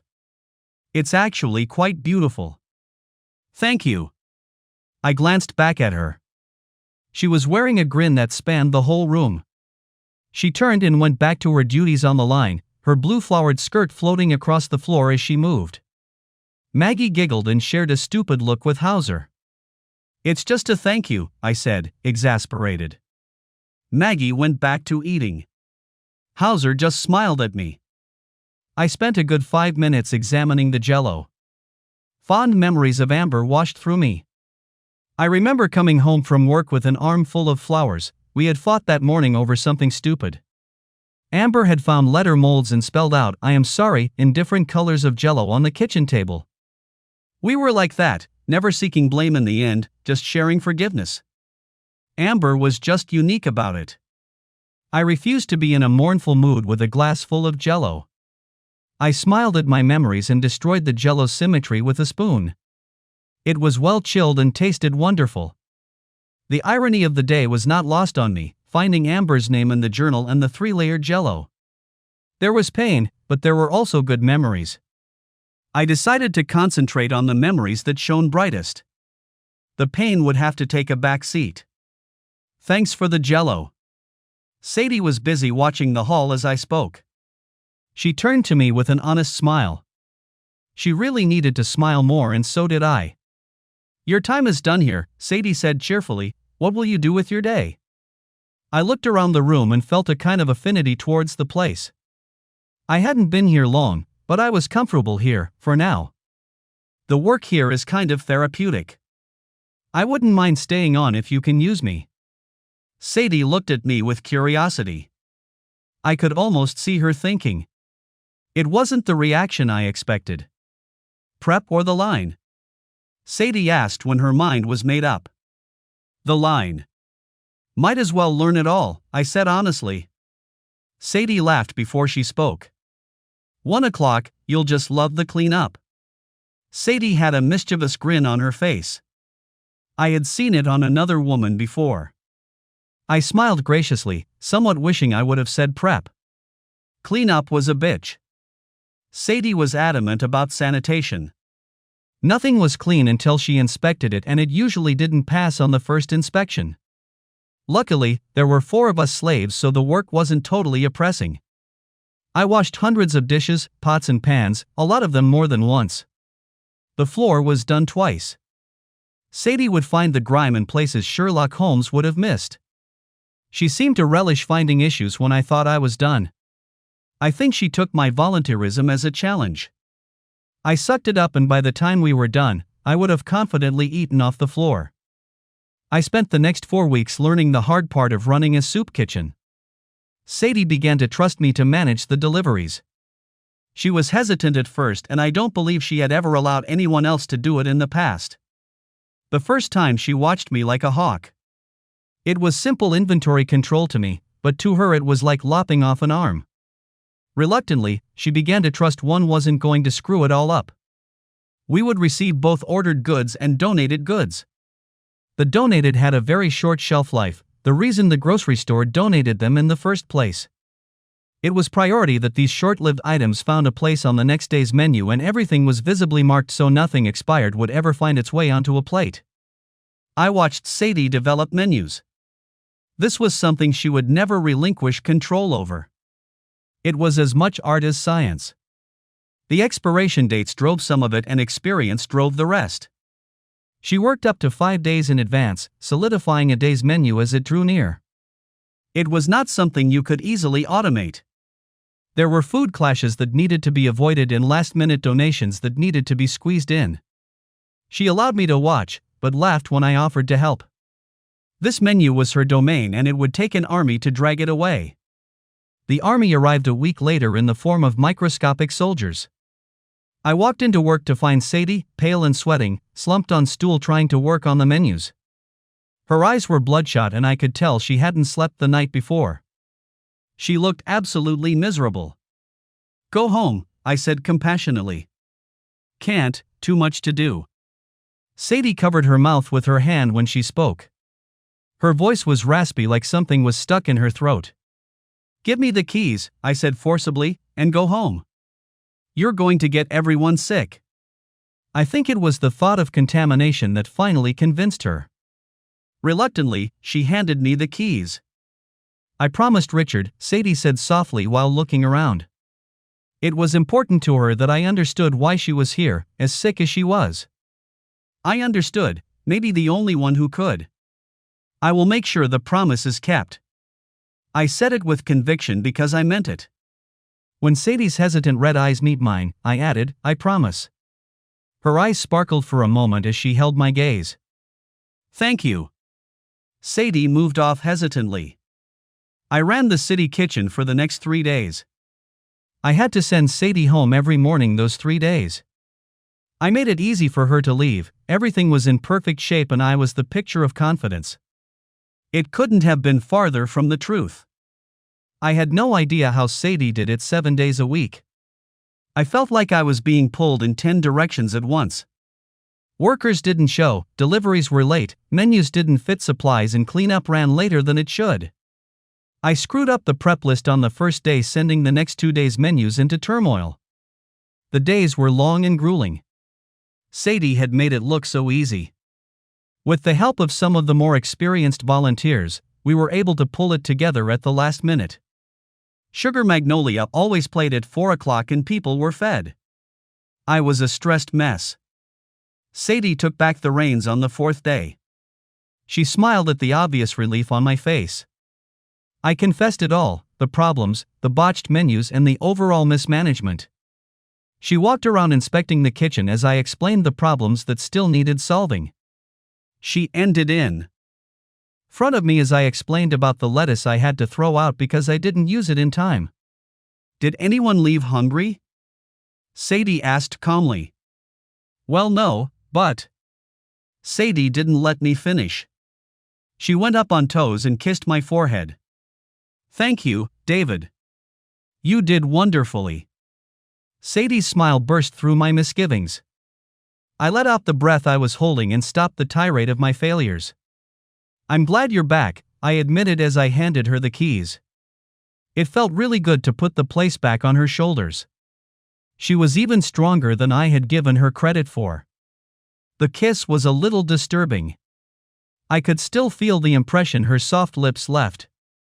I was happy when she sent me to reset the tables for the day. Back to simple, completable tasks. 3 days later, the IRS invaded. A black-suited field agent with 2 similarly suited accountants descended on Sadie's books. It was a witch hunt. Normally, an auditor would look at significant transactions and a random sampling of others. These three did as I had done and checked every transaction and journal entry. Each and every bank statement for the last 3 years was scrutinized. The questions were insulting and bordered on acquisitions. My ire was already sky high when the audit came to a close. "We will assemble our findings and you will be notified within 2 weeks of the results," the head field agent said. His name was Terrence Douglas and sported an obvious toupee.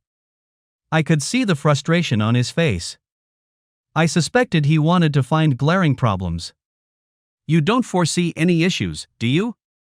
I asked, thinking I already knew the answer. "We will make a formal response only." Terrence's face was not friendly as he packed up his notepad and calculator. My anger was growing.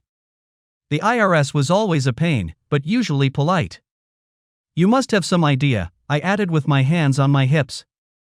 Terrence looked at me from head to toe, then at Sadie with more than a bit of disdain. "I recommend you secure proper guidance." Terrence closed his briefcase and started walking out. It was all I could do not to take a swing at the asshole. His words told me they intended to find problems. I couldn't imagine it would get anywhere in the long run, but they were going to pull Sadie through the ringer. "What are they going to do?" Sadie asked. I saw fear in her eyes. "I'm not sure, but it won't be good." I didn't have the heart to lie to her. In the long run, nothing will come of it. I'm just not sure how long the long run is. Sadie looked ill. She seemed to be taking it as a personal failure. "We'll get through this." I thought the words would be comforting. Sadie found them shocking. "We." It was the first time I had heard Sadie raise her voice. "There is no we. It's me they are attacking. You're just some guy who dropped out. You risk nothing and then walk away clean." She raised a hand to shoo me away and returned to the kitchen. She returned to work, making sure not to look my way. It was time I left. I just didn't know where to go. I left as quietly as I could, unseen. Sadie was right, I could just walk away. I walked for the rest of the evening, my stomach churning with bile. I thought I saw friendship in Sadie, I thought I could help. I had done nothing but raise her hopes, only to watch them get flung from a bridge. That night was cold. The seasons were changing and I wasn't ready. I huddled sleeplessly in a warehouse doorway, trying to avoid the wind. I closed my eyes and tried to see Amber, build her face in my mind. I saw only Sadie, hating me. I shivered with my knees tucked tightly to my chest. I wanted my wallet, keys, and phone back. I wanted Amber and my life back. The shaking increased, memories of my first wet day under the bridge. The cement I was sitting on did me no favors. I nodded in and out. "Move on." I awoke shivering. Above me was a cop dressed warmly. Around me I could see the rotating reflections of red and blue lights. "Can't loiter here, you have to move on." He gave my boot a little kick. I had trouble rising, my chest was having trouble bringing in the cold air. I stumbled a little, trying to wake up my cramped legs. "Next time buy some warm clothes instead of booze." He stood there making sure I was headed away. I heard a car door close, it sounded more hollow than it should. The rotating lights stopped and police car drove past me as I lumbered on. The air tasted colder than it should. I realized my nose was non-functional and dripping mucus. My body had caught up with my soul, both feeling lousy. The cop was right, I needed warmer clothes. Maybe it was time I went home. I didn't like the idea, not with all the memories, but I knew I wasn't built for the streets. I was no Hauser, not strong enough. I needed sleep. Then, I could do what was needed, whatever that was. I tried to cough, but my lungs argued about it and decided to remain clogged. At least the shaking had stopped. I stumbled forward for blocks. Directions were muddled and I wasn't sure if I was going the correct way. It was still dark and traffic was minimal. Hauser would know what time it was. I laughed at that, me and my college degree easily shown up by an uneducated homeless man with bad teeth. My laughing didn't sound right, way too throaty. A laughing frog came to mind, which made me laugh more. I had to stop with my hands on my knees to catch my breath. It felt good to laugh, but I knew it was sapping my energy. I had to find a place to sleep. I found another entryway, wood this time. I curled up against the corner away from the wind. It was better than the cement. I closed my eyes and Sadie's image formed in my mind. I was puzzled why it wasn't Amber's as I drifted off to sleep. It was music that woke me. It entered as a dream on the cusp of my memory, and then the dream faded away. I was late for dinner. I sat up too quickly and ended up in a small coughing fit. When my eyes focused, I was in an office I knew well. Sadie's office. I could hear Sugar Magnolia playing and the general din of food being served. It was muted by the closed door, but it was obvious it was 4 o'clock. I was on a fold-out cot with 2 thick blankets now bunched up on my lap. I wasn't sure how I ended up at the city kitchen. I remembered finally finding the wooden entryway and trying to get some sleep. In hindsight, it seemed like an asinine decision to sleep outside last night. I should have gone to the bridge to see Hauser, or to the shelter. I still wasn't good at dealing with pain. I stood and coughed some more. My feet were steady, but my head felt like a brick. My nose was stuffed up and I could feel thickness in my eyes. I must have found my way back here. Sadie must be really pissed. I had to stop this stupid self-loathing homeless shit and get my life back. The kitchen was in full swing. I was walking slowly with a foggy head. Trudy spotted me ambling toward the dining room and called out, "Sadie, Frank's awake." Sadie swung quickly around the corner, her green-flowered skirt swaying with the momentum. Her long hair flowed just moments behind her, catching a small draft and flaring out for a moment. I saw determination in her green eyes. I was ready for an earful, so I preempted. "I'm sorry." It came out hoarsely, my throat wasn't ready for words. So I cleared it with a cough quickly and continued, "I'll get out of here and leave you alone." "What the hell were you thinking?" Sadie's voice was controlled, and I don't think it carried past me. She grabbed my hand and pulled me into the office. I followed, her will being stronger than my mushy brain could counter. "I had everyone looking for you." She pushed me back on the cot and began covering me with the blankets. I thought. Sadie didn't let me finish. "You didn't think," Sadie stated firmly, then her voice cracked, "if Hauser hadn't found you, God, you were blue when he brought you back."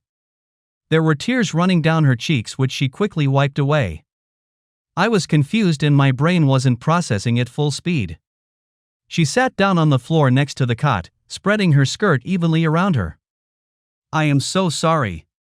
It sounded like she wanted to say more. She couldn't get it out and wiped away another tear.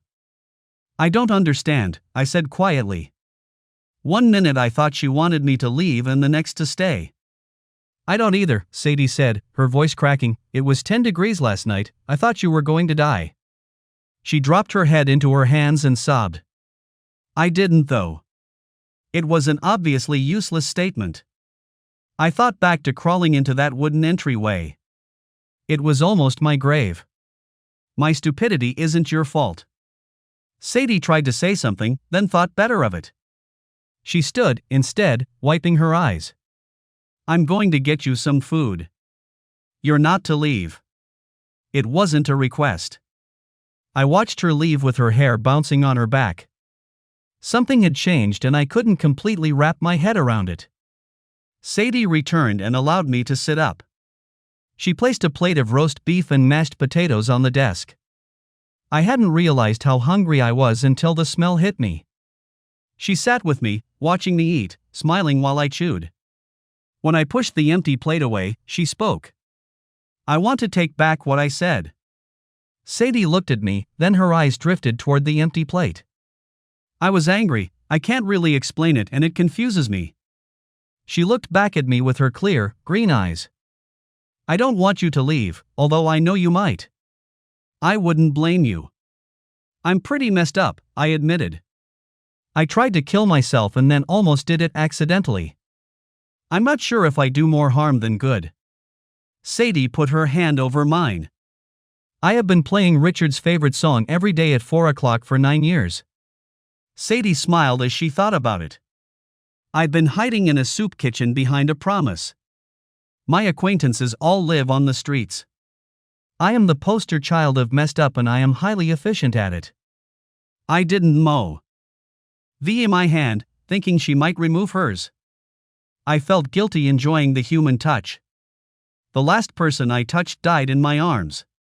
It felt nice to be close to someone again. I threw my life away to live in a cardboard box with Hauser, I said to top Sadie's concept of messed up. She laughed as I smiled. It was nice to see her eyes crinkle and little dimples form on her cheeks. I was happy she didn't remove her hand. So you'll stay for a while? Sadie's eyes were hopeful. I could use the distraction this place provides, I said honestly. Those little solvable tasks are welcoming. I would also like to see this IRS thing through. It kind of pisses me off. Sadie's smile widened. You can sleep here until you find someplace better. Sadie rose and picked up the empty plate and silverware. I felt a small emptiness when she removed her hand from mine. The shelter had better beds, but this felt more like home. I could get used to the cot. If you feel better in the morning, I'll put you to work. She started walking out, then stopped in the doorway and turned back toward me. Thank you for not hating me. She spun back around and disappeared out the door before I could form a response. I had no idea where that came from. I was hating myself, not her. I ate dinner with Hauser the next day. I thanked him for finding me the other night. It turns out I actually walked back to the city kitchen with his help. I remembered nothing of the walk. Hauser's lecture on how to survive winter on the streets was long and disjointed. There was no lesson plan, so he verbally hopped around telling me things out of order, then backtracking to fill in the holes. I listened patiently, knowing he was the reason I was there to learn it. I gave him my white cake, the first repayment of many. Sadie and I began working closer together. I learned proper menu management and inventory control. The problems that plagued me during her brief sickness were the norm, not the exception. She just had the tools to deal with them without panicking. The management skills she taught me would put Harvard Business School to shame. There was a change in Sadie during my schooling. She would smile more and become more tolerant. I still had to do it right, without exception. She just identified the many errors in a pleasant, non-demanding way. I was able to get into another Roma tomato coring contest with Sadie. I attacked with vigor and was handily beaten again. She had 9 years on me, but I think I did a lot better than the first time. I suspected I could beat her given a few more tries. I loved her victory face. Maybe I would never win. I really enjoyed the escape from my past. I also knew that staying forever wasn't much of a possibility. I had commitments I had been ignoring that would cause festering problems if I continued to neglect them. Using the office computer, I logged into my bank account. I had a few months of overdue bills and some of them mattered. A few clicks of the mouse and my mortgage and utility bills were brought up to date. I had to transfer cash from savings. I had enough to withstand 9 months, maybe longer, if I ignored some things. Amber had always insisted on the buffer. She was my better mind. I would lose my cable and the paper. Those bills were mailed. Nothing to really fret about, I wasn't using them anyway. I was a little concerned about my car. I had left it in the parking lot of the theater and I wondered if it was still there. I shrugged my shoulders and made the back payments, hoping it wasn't already repossessed. It felt a little weird paying the bills. I had spent a lot of time these last weeks, trying to avoid real life.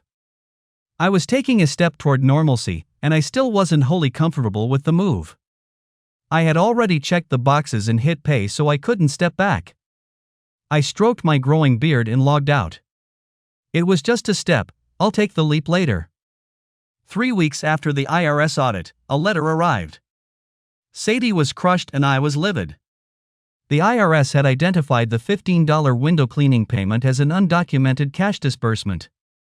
They claimed it indicated fraud and were notifying Sadie that a 7-year audit of both the city kitchen and her personally will commence in 90 days. It was the second time I had seen Sadie cry. This time it was on my shoulder. It took a few minutes to return to work. The city kitchen's fundraising banquet was a week prior to the new audit. The pressure mounting on Sadie showed in her face. She couldn't stall the banquet, its proceeds are necessary to keep the kitchen open. They're going to ruin me, Sadie said with surprisingly calm. Maybe this was all meant to end. I saw the signs of depression setting in. I knew them well. Only if you let them. I avoided the word we. It was hard not to try to make it our problem. It felt like it was ours. I'm going to need you if I fight, Sadie said as she stopped chopping celery and looked up at me. I tied off the garbage bag I had just pulled it out of the can and smiled with confidence. She needed the support. I wouldn't miss it for the world. I watched her lips curve into a malicious grin as she went back to the celery. The knife moved with blazing speed. I think she was imagining IRS fingers as she chopped. Sadie woke me early the next morning. She handed me the morning paper. There was a small article in the bottom right of the front page. "Promise Keeper Alive" was the heading. "They say there were movements in your accounts," Sadie said quietly. There was no one else here, so I wasn't sure why she was almost whispering. "They are requesting you come forward." "I paid some bills the other day," I whispered back. It was contagious, the whispering. I guess they were monitoring the accounts. I read the article and, as Sadie had said, a Detective Burkhardt was asking me to come forward and claim my wallet. I'm not ready to go back. Not with that singing thing. For some reason, I didn't like being forced back into society. I was planning to drift back slowly. Sadie sat on the edge of the cot. "You can hide as long as you need." She took the newspaper back. "Forever if you need to." Amber would have loved Sadie. Amber never let the world tell her what to do. She made up her own mind and then steered the world to it. I saw a lot of that drive in Sadie. I just needed to get the IRS out of her way so she could live her life, her way. "Thank you," I responded, and meant it. Sadie's eyes sparkled as she rose. "We have work to do," Sadie stated. It wasn't lost on me that she used the word we. I jumped out of bed. There were people to feed and an IRS audit to thwart. A week before the banquet, my beard had finally come into its own. Sadie hated it, but endured it for my anonymity. She gave me a trimmer so I would at least keep it groomed. I had spent countless hours going over Sadie's tax returns. There were no glaring errors. Nothing that would even hint at fraud. I was confident the witch hunt would end the next week. The IRS has a lot of power, but would still have to defend themselves in court if need be. Unfortunately, I was not prepared for the next bomb to drop. Sadie and I were standing at the head of the line, monitoring the dining hall when a large gentleman in jeans, red shirt and cowboy hat pushed his way to the front. Sadie moved quickly, her glare set to dagger mode. "You must be new." Sadie stated the obvious and moved to block the cowboy from moving forward. I moved in next to her, thinking she looked awfully small next to the large man. "Sadie Milstead," the man asked with little politeness. "Yes, and your name?" Sadie responded with an equal lack of charm. The man handed her an envelope. "You've been served." The cowboy smiled and headed out the door. Sadie's shoulders slumped, then her back straightened again. She moved back to allow the rest of the line through, gritting her teeth. "Can you keep your eyes on things, Frank?"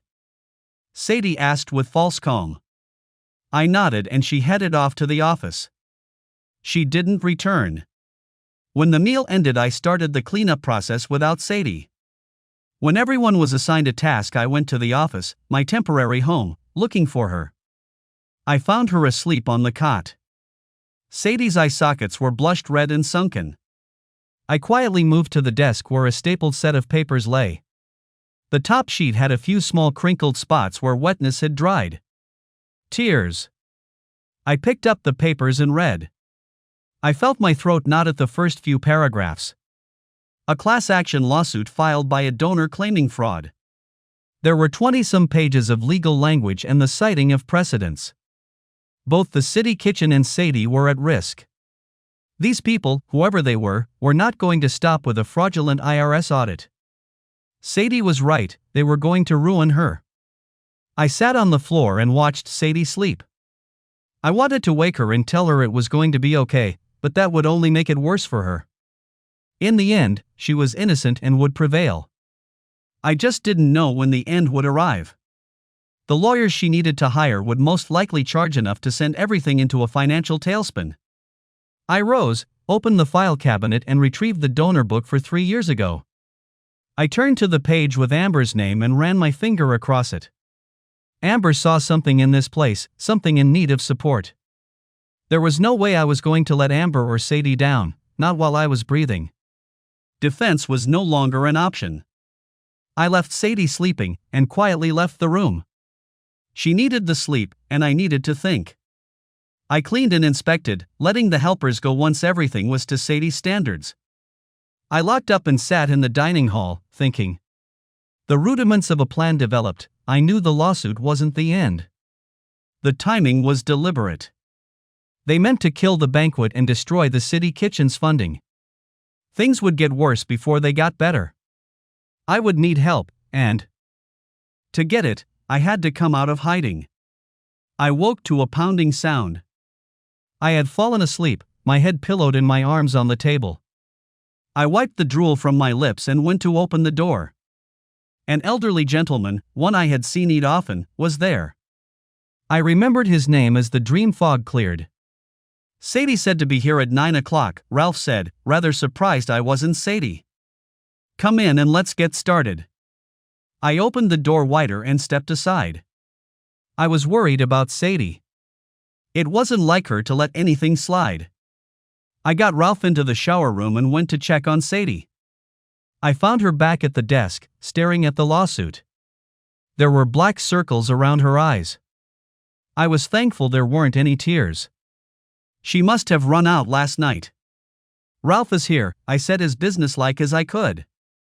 Sadie looked up to me with a forlorn look. Does it matter? Yes, I responded.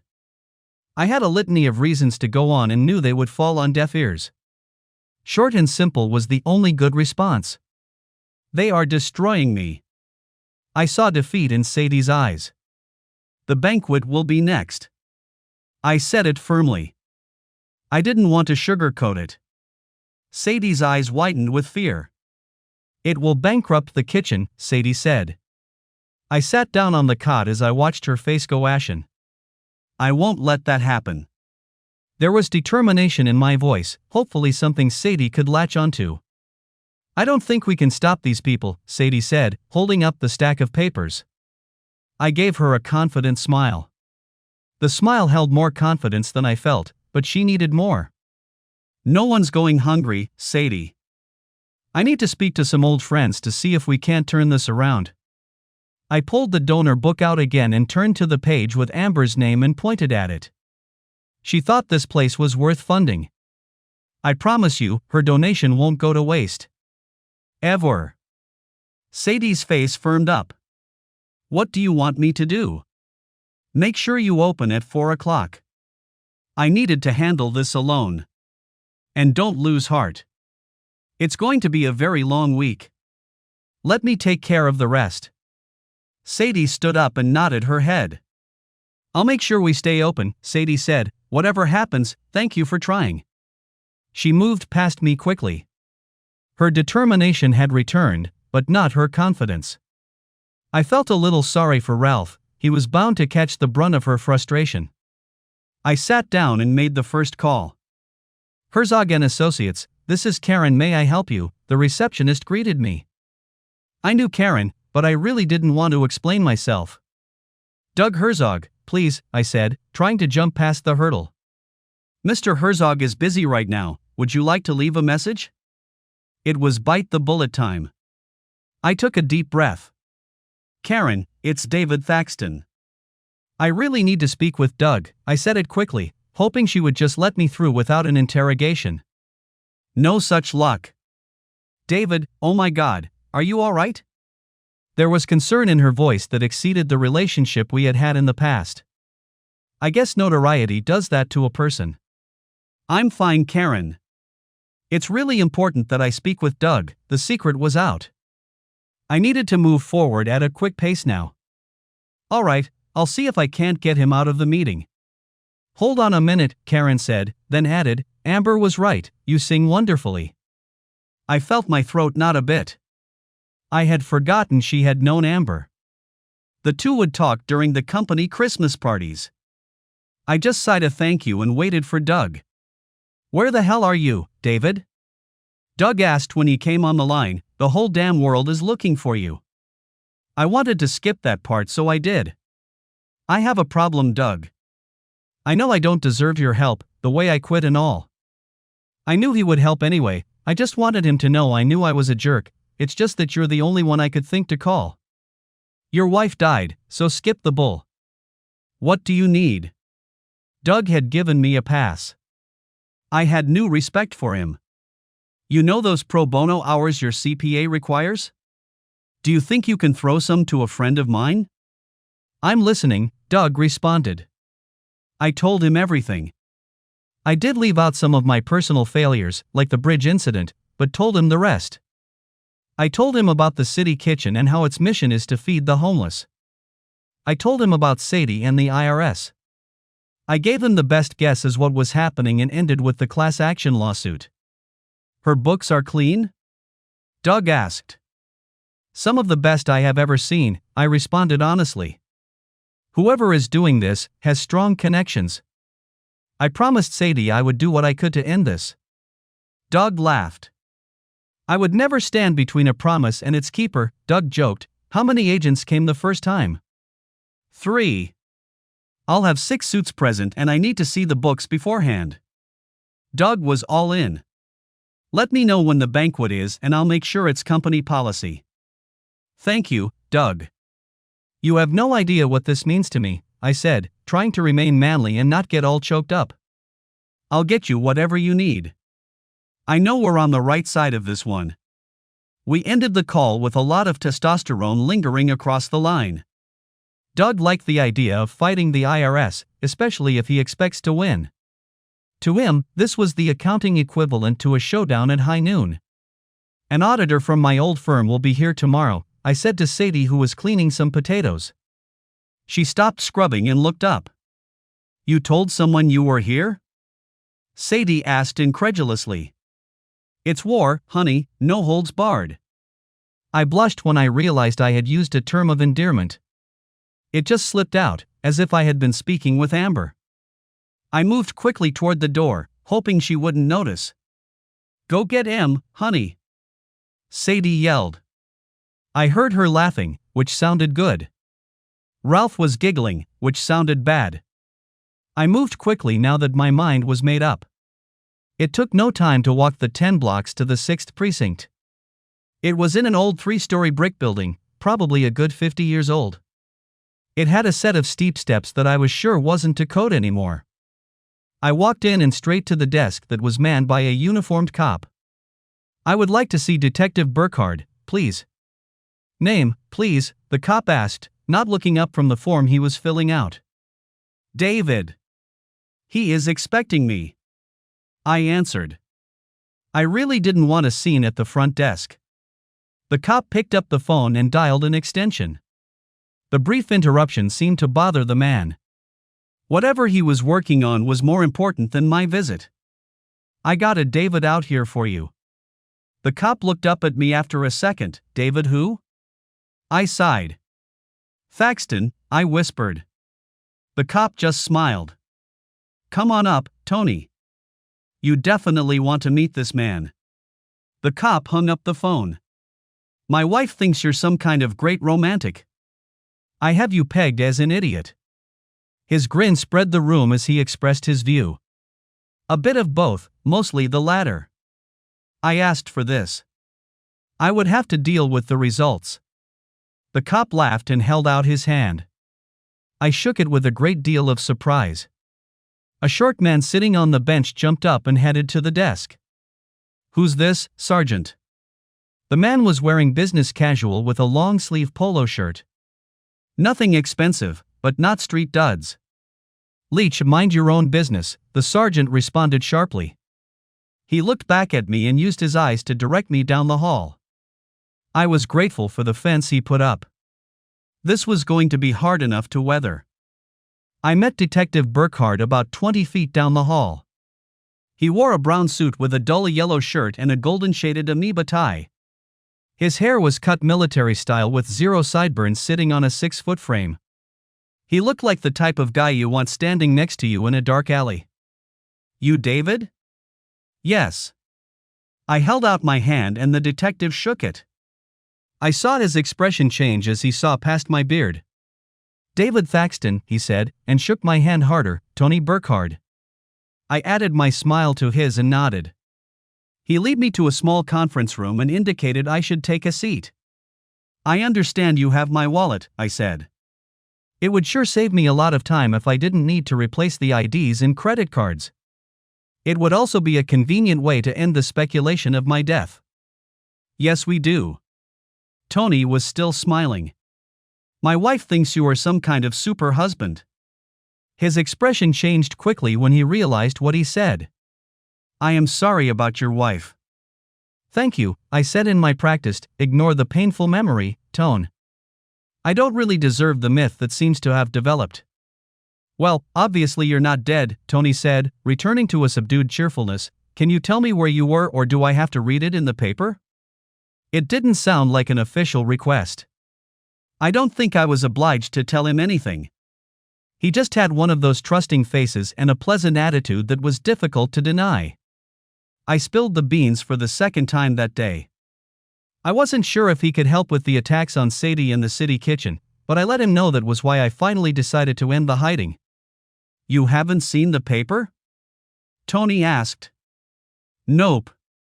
Tony pulled out the paper from the trash can next to his desk. He turned a few pages on the front section, folded it over and handed it to me. The title of the article was "City Kitchen Sued for Fraud." The speed at which these people were operating was phenomenal. "Shit," I said as I read. I especially liked the part where they claimed that Sadie Milstead had no comment. "They are moving faster than I thought. This is going to kill the banquet." "You could fill 10 banquets if you just let people know you will be there," Tony claimed. "My wife would demand tickets. I could get half the force to show up." I smiled at the thought. Maybe my 5 minutes of fame would be worth one banquet. "I don't have much time. These guys are a few steps ahead of me," I said. I could call the press, but I didn't. Know anyone I could trust. The story could spiral out of my control and become about me. "I think I can help you with that." Tony picked up the phone and dialed. "Rick, Leach out there?" "Okay, send him to my office." He hung up. Leach is our resident freelance journalist. He follows us out to crime scenes and sells the stories to the paper. I think you two can use each other. He smiled conspiratorially. Leach walked in. "David, this is Bob Townsend. We affectionately call him Leach." I rose and shook the hand of the confused-looking man. "What's this about, Tony?" Leach asked. "A story for a story, Leach," Tony said, indicating an empty seat to Bob. "David needs some press and in exchange you get an exclusive." Realization washed across Bob's face. "David Thaxton?" Bob asked, looking at me. I nodded. He smiled from ear to ear. "Deal." For the third time that day, I explained what had happened. Leach was taking copious notes as I spoke, and asking questions to clarify what I said. Tony seemed proud of himself for putting us together. He excused himself to get my wallet. "So you want me to let everyone know you will be at the banquet?" "That's it?" Leach asked. "Yep, and I would prefer they don't know where to find me prior to the banquet," I responded. "You'll talk to no other reporters?" Leach was bursting at the seams. Tony returned with a plastic bag containing my wallet in some kind of form. No one but you, I agreed, at least until you get a chance to print the story. Bob smiled and rubbed his hands together. After all this time, why are you coming out now? Bob asked. I thought I just explained it all to him. I just told you, to help Sadie in the city kitchen, I said, obviously frustrated. You don't owe them anything, why would you risk it? Bob was pushing me. I had no idea why, but I was edging on angry. Look, I promised her I would help. So I'm helping. This time I made it sound final. Bob's pen went into hyperdrive. You just can't make this stuff up, Bob said absently, another promise. Tony laughed and I sighed. Bob was going to blow it out of proportion. The banquet needed it, so I let it go. Is it okay for me to bring a cameraman to the banquet? I thought you were newspaper, I replied. Freelance. With this story I'll be a media superstar. Bob celebrated with his hands in the air. Okay, but keep it low-key. I don't want this to be circus. Bob laughed at my remark. Too late for that. I'll just try to make sure you don't look too clownish. Bob was cleaning up his notebook as he spoke. I'll need another interview the day after the banquet. It shouldn't take more than 30 minutes or so. I nodded my head. I have to get this out if I am going to make the paper tomorrow. I won't leak your location, but some will guess it.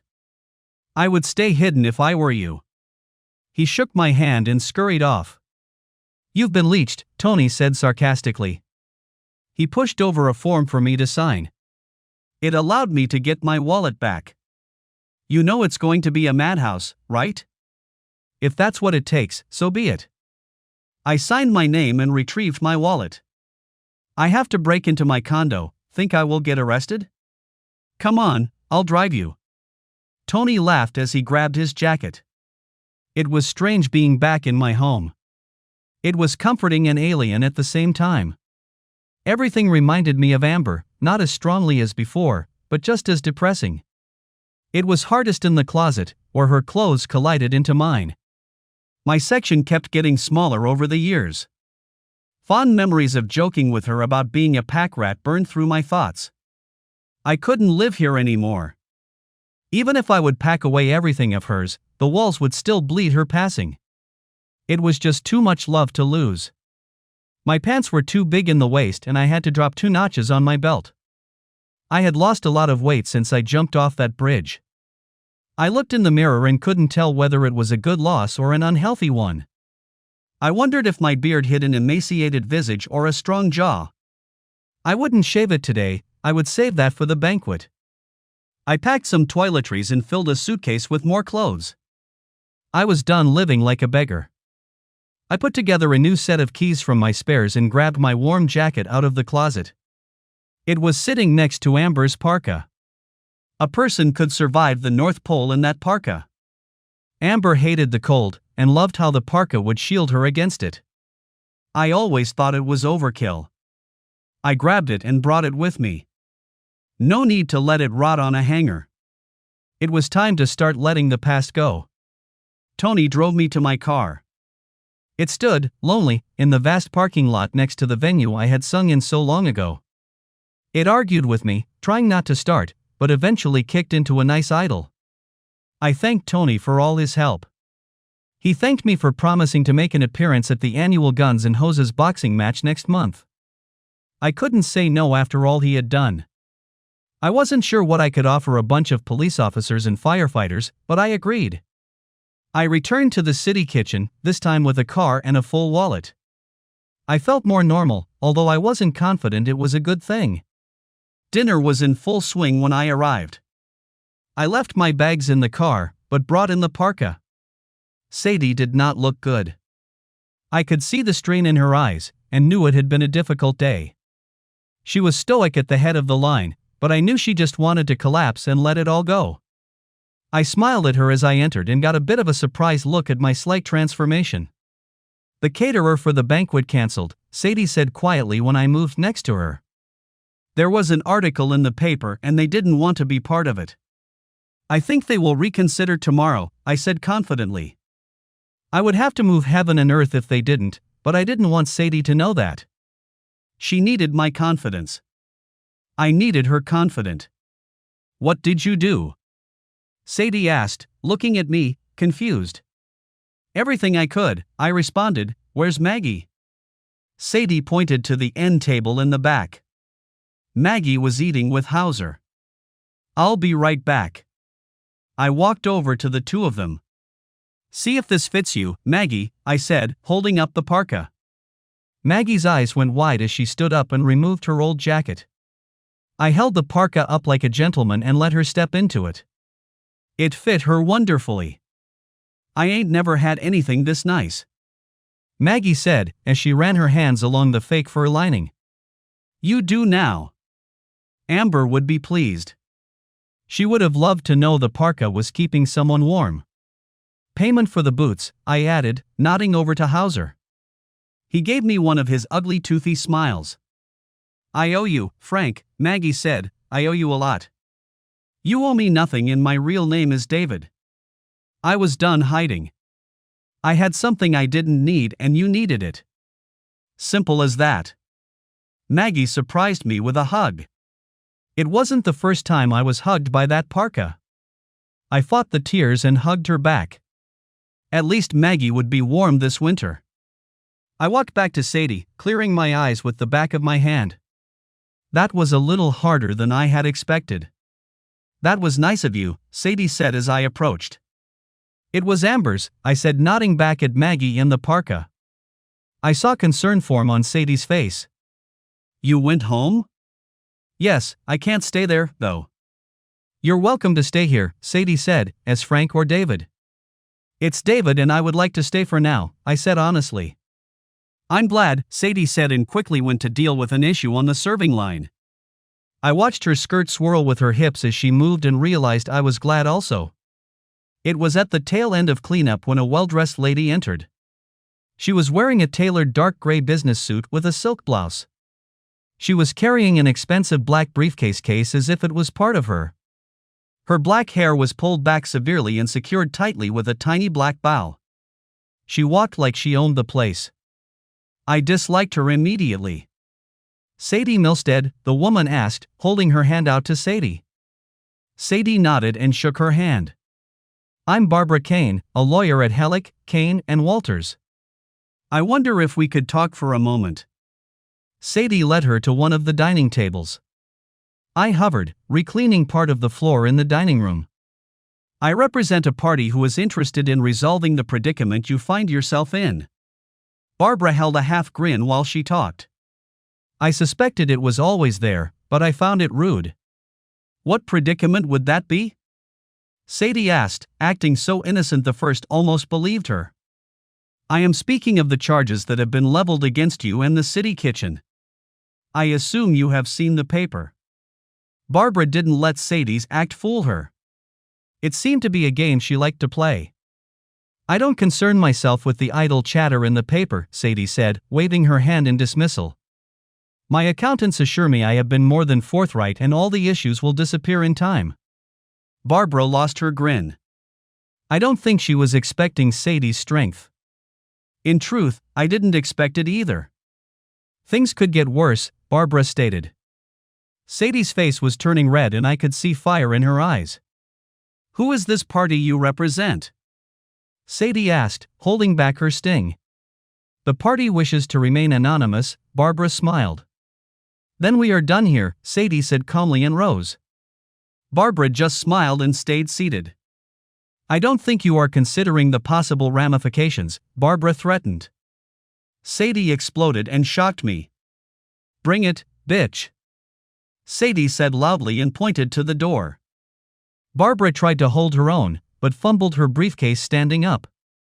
I guess she was used to more decorum when she threatened people. I had to stifle a laugh as I stopped the phony cleaning to watch Barbara scamper out. Tell me I didn't just destroy my life, Sadie said, moving toward me. She was shaking with the release of adrenaline. I folded her into my arms. She seemed a natural fit as she wrapped her arms around me. Bring it, bitch? I questioned softly. It's all I could think of. She was threatening me in my own place. Sadie looked up to me. Did I overdo it? I was kind of proud of it. I just never heard you use a bad word before, I said with a smile. Sadie tucked her head back into my shoulder. I hope I didn't make it worse, Sadie whispered. Doesn't matter. We will get through this. I wanted to take back the we as soon as I said it. You said we again, Sadie responded without moving from my arms. I meant it. I wasn't in control of that word anymore. I might as well own it.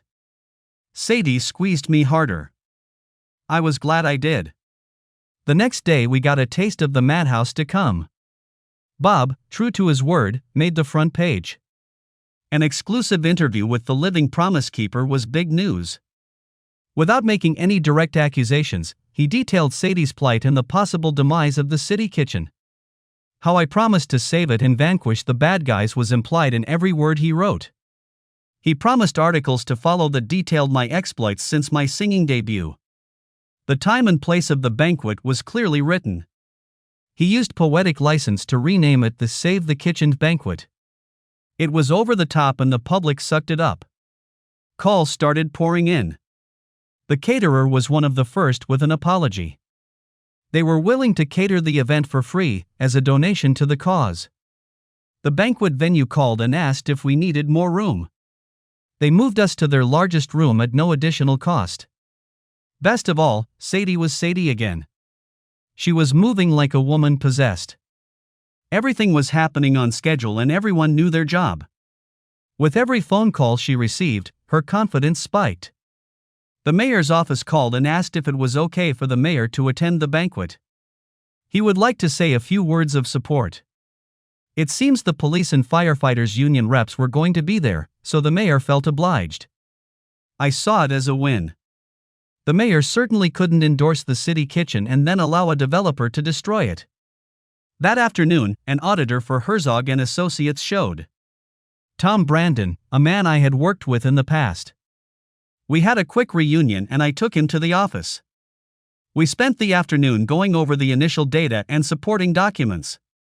Like me, he was impressed with Sadie's books. Tom called Doug just before we opened for dinner. David's correct, these are clean and easy, Tom said over the phone. I'll need 2 guys in 2 days to go through it all, but I doubt I'll find anything. He nodded and said yes a few times, then handed the phone to me. You stirred up a hornet's nest, David, Doug said pleasantly. I got a call from a Barbara Kane this morning. After the article, I guess she assumed you would come to me for help. She tried to convince me it would be in my best interest not to help. I met her yesterday. Sadie told her, and I quote, "Bring it, bitch." I said it with a grin in my tone. Doug burst out laughing. I like Sadie already, Doug responded. I told Barbara much the same thing, just in a more civil-minded manner. I did find out that your developer is the one and only Patrick Abernathy. You certainly don't pick small opponents, David. Mr. Abernathy picked us, I said. At least I could now put a name to the slimeball. Well, Barbara pissed me off, so I put in a call to Sarah Ferguson. Her firm is willing to defend the class action, pro bono of course, if Sadie will agree.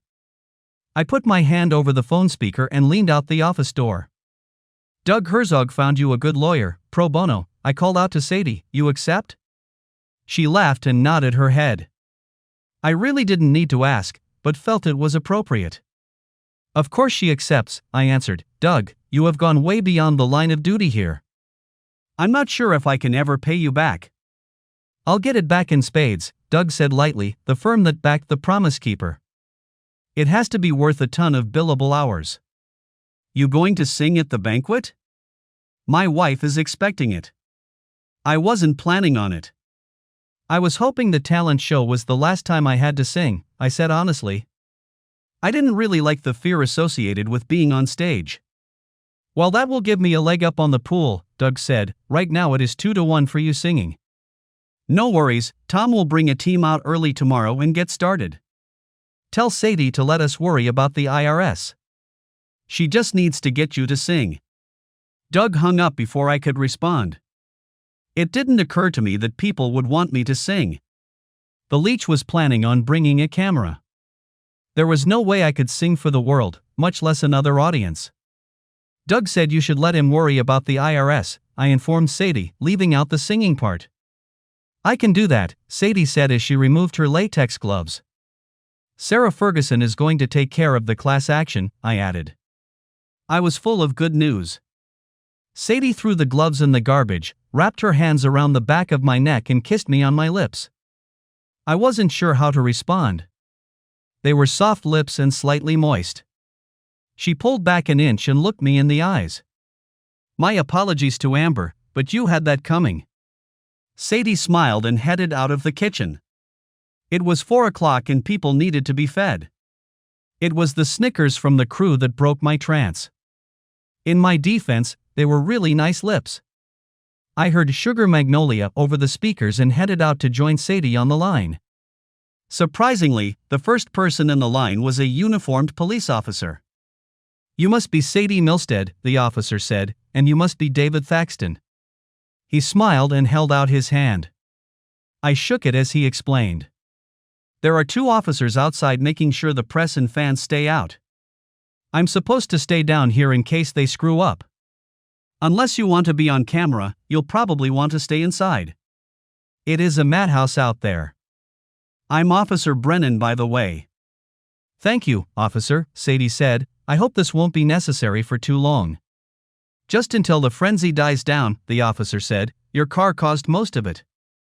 He looked and smiled at me when he said it. I guess everyone knows I'm here. Should have taken a cab. The night went without incident. We fed Officer Brennan, who also took some dessert to the cops outside. No unauthorized homeless lookalikes made it into the city kitchen, but we were kind of in a prison of our own making. Sadie decided to spend the night on site. I chivalrously gave up the cot. To her, it was a foregone conclusion it was her cot anyway. I made do on a dining table. It was a little hard, but a couple of blankets made it tolerable. The next 2 days saw the auditors hard at work.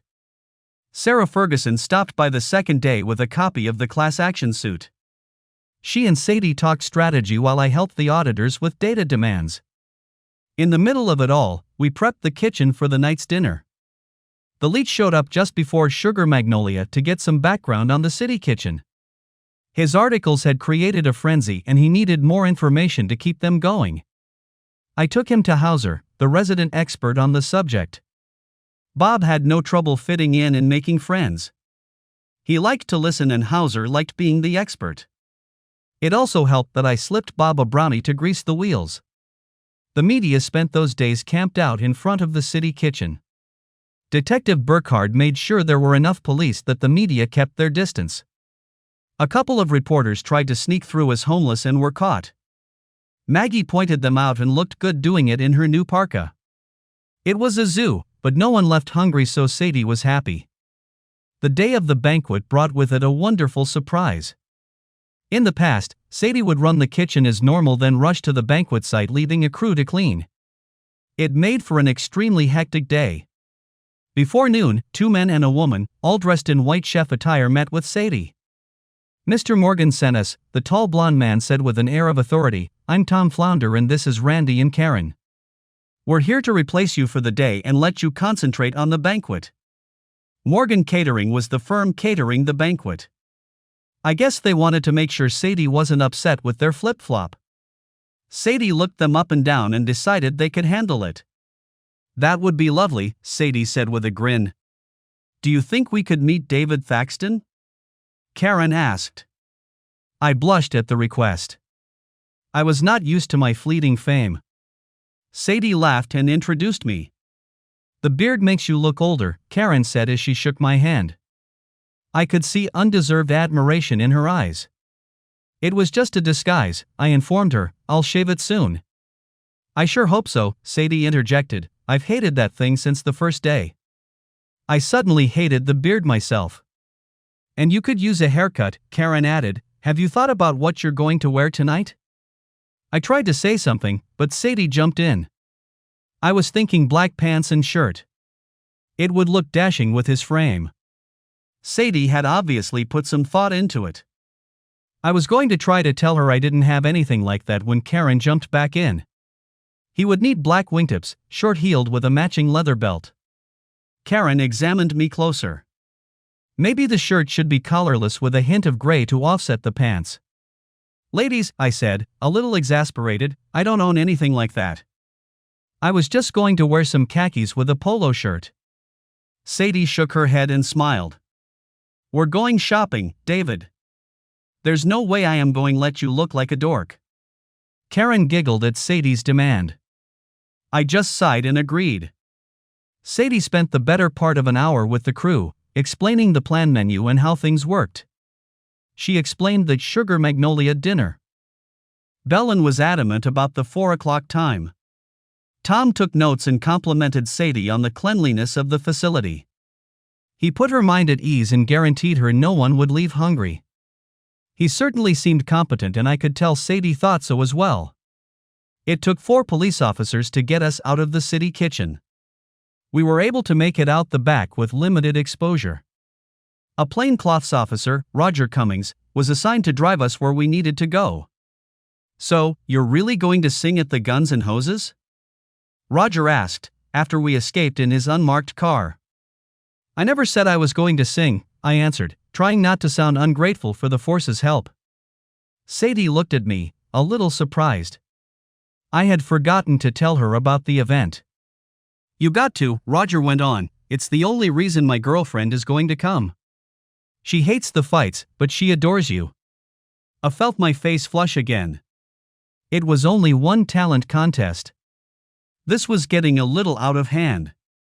I certainly didn't deserve anyone's admiration. You agreed to this? Sadie asked. I looked over to her. Tony asked. I couldn't say no, not with everything he was doing to help us out, I explained. Sadie took my hand in hers. Us, Sadie said softly. Some guilt leaked into my mind, memories of Amber. Sadie's hand felt good in mine. I wasn't sure if I should like it. My heart was beating faster than it should. I'll be there with you, singing or not. She squeezed my hand with affection. God help me, I squeezed back. Roger took us to a men's shop downtown. An older woman waited on us, her hair turning gray in a classy manner, with name tag that said Sally. I felt like a mannequin as the ladies had me try on different pants and shirts. They discussed the results as if I wasn't present and pretty much ignored my likes and dislikes. I tried on 6 pairs of shoes before Sadie was happy. Comfort was not one of the criteria she considered. I would have just picked a pair of nice brown cloth shoes if I had a choice in the matter. I had to admit, I did look pretty sharp in the mirror. I just didn't think I could live up to the image staring back at me. Sadie was pleased, so I agreed, as if I had much of a choice. I pulled out my card as we approached the register. Sally spent some time ringing it all up, and I wondered if I would need a second mortgage to pay for it all. She shook her head and smiled when I tried to hand her the credit card. We would like to donate the clothes, Mr. Thaxton, Sally said calmly, for the city kitchen. You recognized us? Sadie said with big smile. Not at first, that beard kinda threw me for a loop, Sally said, matching Sadie's smile. Thank you, and please call me David, I said, genuinely touched by her generosity. You're so welcome, David, Sally said. I really hope you remember us next time you shop. The offer was laced with a fondness I didn't deserve. I was happy my beard covered a good portion of my reddening cheeks. I was not designed for fame. Of course, I stuttered. Sadie stifled a giggle and led me out the door. The next stop was a hair salon. The beard was going to go, and with it, whatever I had left of my anonymity. Sadie was excited.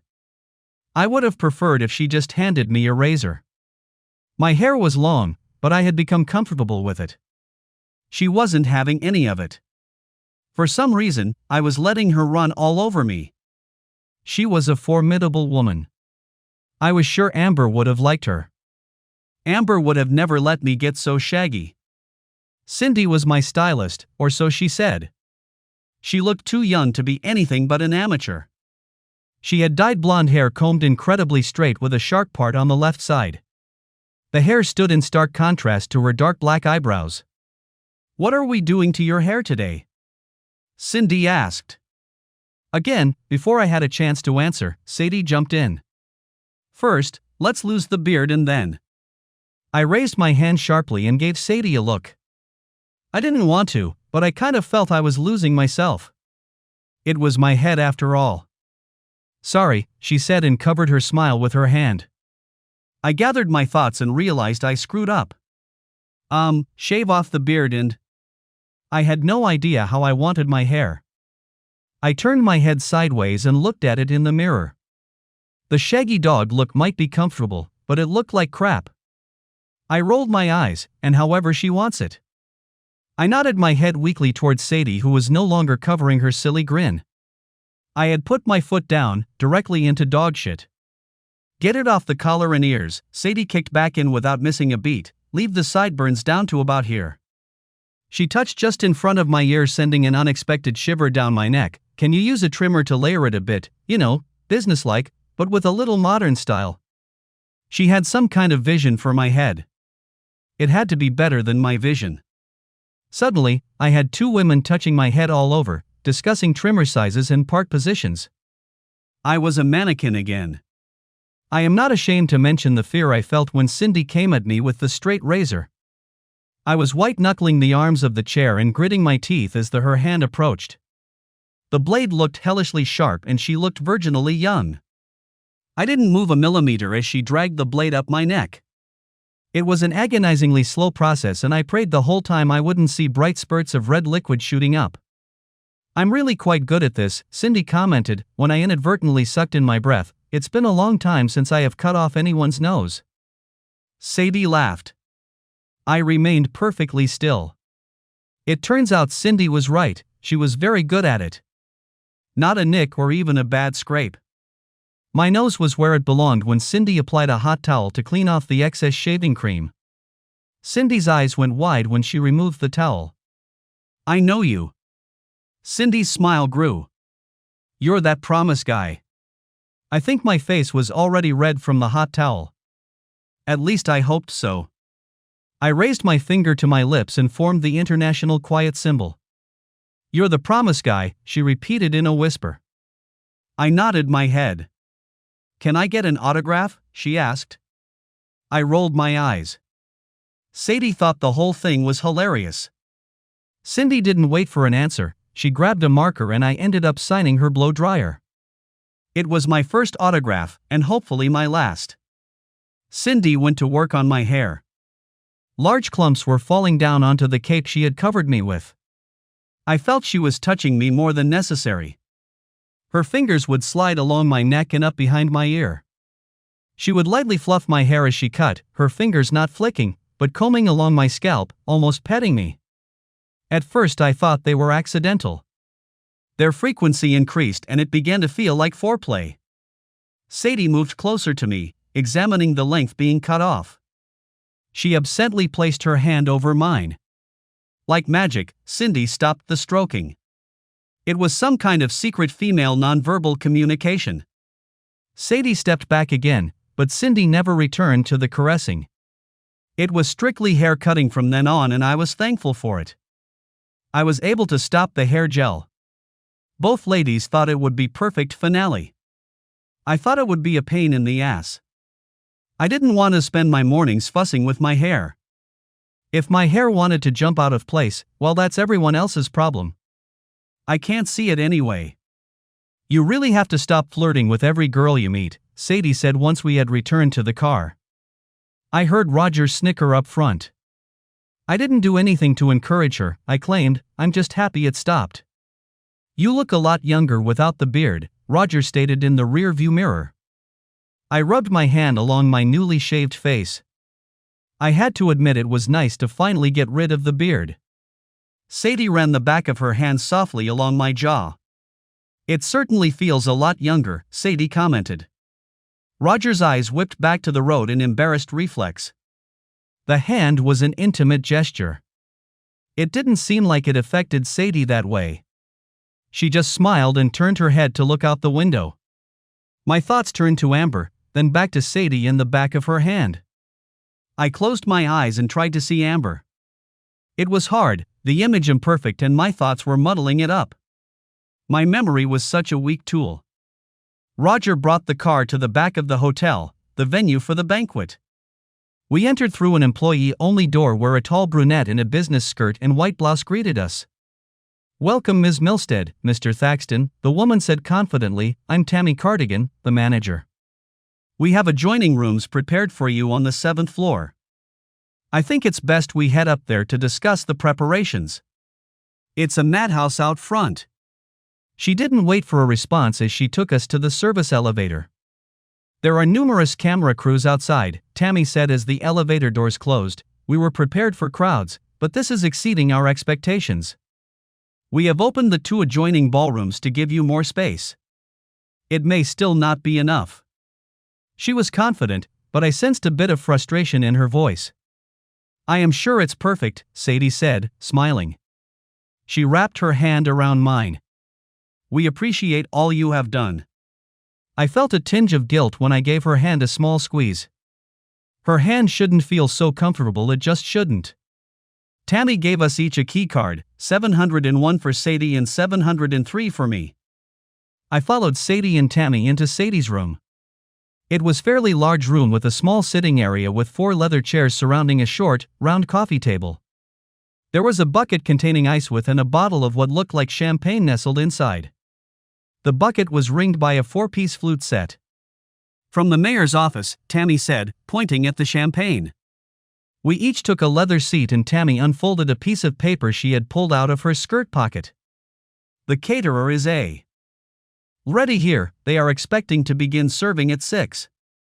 The mayor would like 5 minutes, if you wouldn't mind. His chief of staff said it would be strictly in support of the city kitchen." Tammy stopped there and looked at Sadie. "That will be fine." Sadie shrugged. This was all getting bigger than we had expected. "How long will you need?" Tammy asked Sadie. "Pardon?" "Your speech, how long do you need?"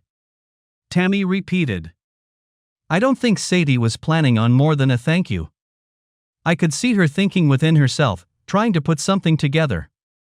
"You can tell them about Richard, how it all started," I said helpfully, "Sugar Magnolia and the number of people that get fed.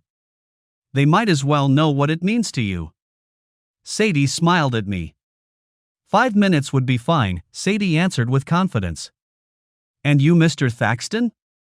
Tammy looked at me and I looked at Sadie. "I am just here to support Sadie," I said. I wasn't planning on saying anything. Tammy gave a small grunt of surprise. "You're going to disappoint a lot of people," Tammy said with a condescending tone. "A lot of people are expecting a song." I looked between Tammy's grim expression and Sadie's suppressed grin. I guess I could say a few words. Maybe talk about the people I met and how the kitchen helps them. I was thinking about Hauser. I could come up with a few minutes. Tammy scribbled something down on her paper and looked back up to Sadie. "I spoke with a Bob Townsend and he told me about Sugar Magnolia. We are prepared to play it when the buffet opens if you like." "That would be wonderful." "Thank you, Tammy." Sadie looked very pleased and I thought it would be a wonderful addition. Everything seemed to have a nice flow to it. Sadie could explain Sugar Magnolia's significance and it would lead right into it getting played. The only thing that could disturb that flow would be me saying a few words. "I think Sugar Magnolia should come right after Sadie's speech, right after she explains its meaning," I offered. "That makes sense," Tammy agreed, "but when would you speak?" I wouldn't, I thought. I threw that wonderful thought away. Maybe during dinner I could say a few words. Maybe everyone would forget I exist by then. If not, I could just give everyone a great big thank you. Short and sweet. Sadie laughed. She knew exactly what I was thinking. Amber would have really liked her. "I think they are expecting more than a thank you," Sadie said. She knew me as well as I knew myself. It was unsettling to hear her divine my thoughts. "I can talk about Hauser and Maggie," I offered, "how much it all means to them. How much it means to me that they have a warm meal." It was off the top of my head, but would be easy to talk about. The truth usually is. Perfect, Sadie said, her face going compassionate. They need to know why they are donating and I can't think of a better way. I smiled. It wasn't a smile I could control. Pleasing Sadie was becoming important. I'll make sure everything is set, and someone will come to get you around 5:30, Tammy said. Sure you won't sing? I haven't prepared anything, I said with a sorrowful shrug. Tammy left, promising the night will go smoothly as possible. Her confidence left us feeling pretty good about the event. I'm sorry you had to come out of hiding, Sadie said once we were alone. You're worth it. I meant to say the city kitchen was worth it. My mouth was moving faster than my brain. I stood quickly and headed for the door. I'm going to get cleaned up, I offered as an excuse. I didn't want to look back, blood had flooded my face again. It took a few deep breaths behind the closed door of my room to calm myself. I sat on the bed and stared at the wall, wondering how Sadie mixed with all my guilt. I closed my eyes and fell back on the bed. I lay there until there was a knock on the door. It was 5:30. I met Sadie in the hall. She looked at me with kind eyes. The kind that didn't look away from the shame I was feeling. The kind that begged to share the guilt. Those kinds of kind eyes. She held out her hand and I took it. This time she pulled me close as we headed toward the elevator. She raised on her tiptoes. You're worth it too, Sadie whispered in my ear. I didn't feel like I was. I lightly kissed her forehead for the thought. She leaned into my shoulder and we rode the elevator down, more comfortable than I deserved. The elevator opened on the first floor to a row of police officers and firefighters in their dress uniforms. A smiling official escort. The whole thing was way out of proportion. We entered the huge ballroom to a round of applause. Sadie took it stoically. I cringed. She turned to me, smiled and mouthed thank you. The place was packed. Every table was full and many were standing along the walls. There were 3 buffet lines and we walked along the one in the center, toward the stage. I saw Tony Burkhard looking good in his dress blues with his wife on his arm. I felt ridiculous, but I stepped over to him as we passed and shook his hand. He had done a lot and at least my thanks were in order. This is my wife, Rebecca, Tony introduced his overly excited red-haired wife. I still didn't understand what women expected from my unexpected fame. More than I obviously knew how to deliver. It's wonderful to meet you, I said holding out my hand. Rebecca laughed and wrapped her arms around me and kissed my cheek. A cheer arose and suddenly I had to shake everyone's hand all the way to the stage. I also had to endure a few more kisses. I was beet red when I arrived at the stage. Sadie stood waiting, obviously enjoying my embarrassment. I went to stand next to Sadie, just to the right of the podium. I turned to see a sea of people, all out of their chairs. The police officers and firefighters made up half the attendees. In the middle, off to the left, there were 2 tables filled with my ex-coworkers and boss, Doug Herzog. Some of them waving. Out of habit, I waved back. There were more cheers and I thought screw it and waved to everyone. Up front, I noticed the leech with his cameraman filming it all. My smile felt fake, it was hard to leave it on my face. I would never make a good politician. I saw the mayor make his way onto the stage. His smile looked real as he approached Sadie and me. He shook my hand with his other on my shoulder like we were best friends. I was being used, but it was worth it if it helped the city kitchen. He moved over to Sadie and kind of pulled her closer to me when he shook her hand.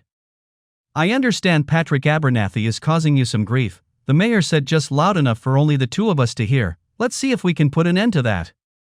He winked at us. Both Sadie and I lit up with large, honest grins. I am sure it played well for the camera and made the mayor look good. I had no problem paying the price. Sadie just loved the support. The mayor took the podium. It looks like half the city is here, the mayor yelled when he reached the microphone. The crowd cheered and the applause continued until the mayor asked it to stop with his hands. Do you know what makes this city great? He paused for effect, then answered his own question while pointing at Sadie. It's people like Sadie Milstead. The city kitchen provides a safety net for all those wonderful souls who fall through the cracks of our great society. She doesn't do it with tax dollars or by demanding concessions. She's there every day, unselfishly giving of herself with one mission in mind. The mayor dramatically cast his eyes across the crowd. He was a speaker and damn good at it. No one leaves the city kitchen hungry, he said it with gusto and pounded his fist on podium. The crowd ate it up. The applause was deafening and Sadie looked awfully cute with red cheeks. I didn't need to fake my smile anymore. I was proud standing next to her. Our proud police officers and firefighters know this. I see most of them right here. The mayor cast his arm across the crowd to more hefty applause. I see it in all your eyes as you open your wallets to support the city kitchen. I am proud to be among you, to call you fellow citizens. I want you to know my office and I stand with you. As long as I am mayor, the institution Sadie Milstead and her late husband created will stand strong right where it is. No one will interfere with the support it provides. The crowd went nuts again. I am not sure how many in the crowd knew what was going on, but the mayor just shut down Patrick Abernathy on the record. I would like to introduce you to the driving force behind the city kitchen, the mayor said, still in his excited speaking voice, a role model for us all, Sadie Milstead. I smiled at her as she headed to the podium and once again shook the mayor's hand. The mayor spent a few seconds patting my shoulder and smiling with me as he exited the stage. At least my fame had bought Sadie a strong defender. Sadie was a competent speaker. Not the vibrant, play-to-the-crowd type like the mayor, but she was confident. She spoke about how she and Richard started the kitchen. At the time it was mostly Richard driving the dream. How it became her dream as well. The crowd became quiet as she mentioned Richard's passing and her promise to make sure the kitchen continued. She spoke well of the progress and future of the kitchen. I have kept one tradition as a tribute to my late husband, Sadie said calmly. Every day at 4 a.m. song is played. It was his favorite and substitutes for our dinner bell. We will play it now to open the buffet. The silence permeated the room as we waited for the music to start. It didn't come and Sadie started looking around anxiously. I saw Tammy moving quickly to the stage with a worried look on her face. I happened to glance down at the leech. He was smiling, an awfully sneaky smile. There was a gleam in his eye. I knew then, he had set me up.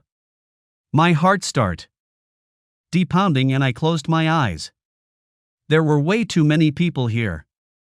I heard Tammy whispering something about a missing thumb drive to Sadie. Sugar Magnolia was too fast for me. I knew the words, I've heard them every day for months. The tune had melted into my brain long ago. If I could just slow it down, sing it at my pace. I tried to pull Amber together in my mind. I could always sing to her. The images were fleeting, my weak memory failing. My hands began to shake as I opened my eyes to a bewildered crowd. I turned towards Sadie. She was flustered and confused when she looked at me. Her eyes met mine and her face shifted to concern. I sang. I sang to her. The words just flowed as I memorized every facet of Sadie's face. I saw her eyes swell, a tear run down her cheek. I sang the song at my pace. Our pace. Sadie held my eyes and I drew confidence from her and sang stronger. She took a step toward me as I came to the end. When I finished, she jumped into my arms and I didn't want her anywhere else. I turned her face away from the crowd so they wouldn't see her tears. They saw mine instead. The applause was deafening. I pulled away slightly when my heart began to slow. My mouth moved as fast at my guilt. I love Amber. I don't know what I expected, but a smile wasn't it. Sadie raised her mouth to my ear and whispered. And I'll always love Richard. Sadie kissed my cheek softly and slowly separated from me, her hands following my arms down until she was holding both my hands. We have guests to thank, she said, her smile defying the tears on her cheeks. I nodded and we headed down the stage stairs and began going from table to table. I stopped when I passed by the leech who was trying to follow me around with his cameraman. Smiling for the rest of the world, I leaned into his ear. You're supposed to report the news, not create it. He laughed and handed me the missing thumb drive. I didn't report everything Hauser told me, Bob said conspiratorially, consider it payment for keeping my pen quiet. I thought about it. He was a slime, but a compassionate one. We spent the rest of the buffet thanking the hundreds of people who showed up. We thanked the mayor for his speech and he made sure the leech got a good shot of him with us. I have no idea how it would play with everyone else, I just know he had my vote. I was never any good at accepting public praise. The constant comments about my singing were embarrassing me. I was lucky Sadie was there to buffer some of the praise. She had a way of allowing me to accept it without having to come up with too many verbal responses beyond the occasional thank you. I just let her do most of the talking. Some of the women were a little aggressive, but Sadie always seemed to slide between them and me. For some reason, my cheeks were open season for kissing and I was expected to hug closely. My clothes had absorbed 100 perfumes by the time we finished. The police officers and firefighters were ecstatic I was coming to the Guns and Hoses event. I had no choice but to seem excited. They were here for us, so I would be there for them. I really didn't want to sing again. It just seemed to draw more unwanted attention and the stage fright was slightly debilitating. I would be there though, hopefully increasing the attendance as they had for us. They were good friends to have. I thanked Detective Burkhardt heartily again, since he is the one who put it in motion.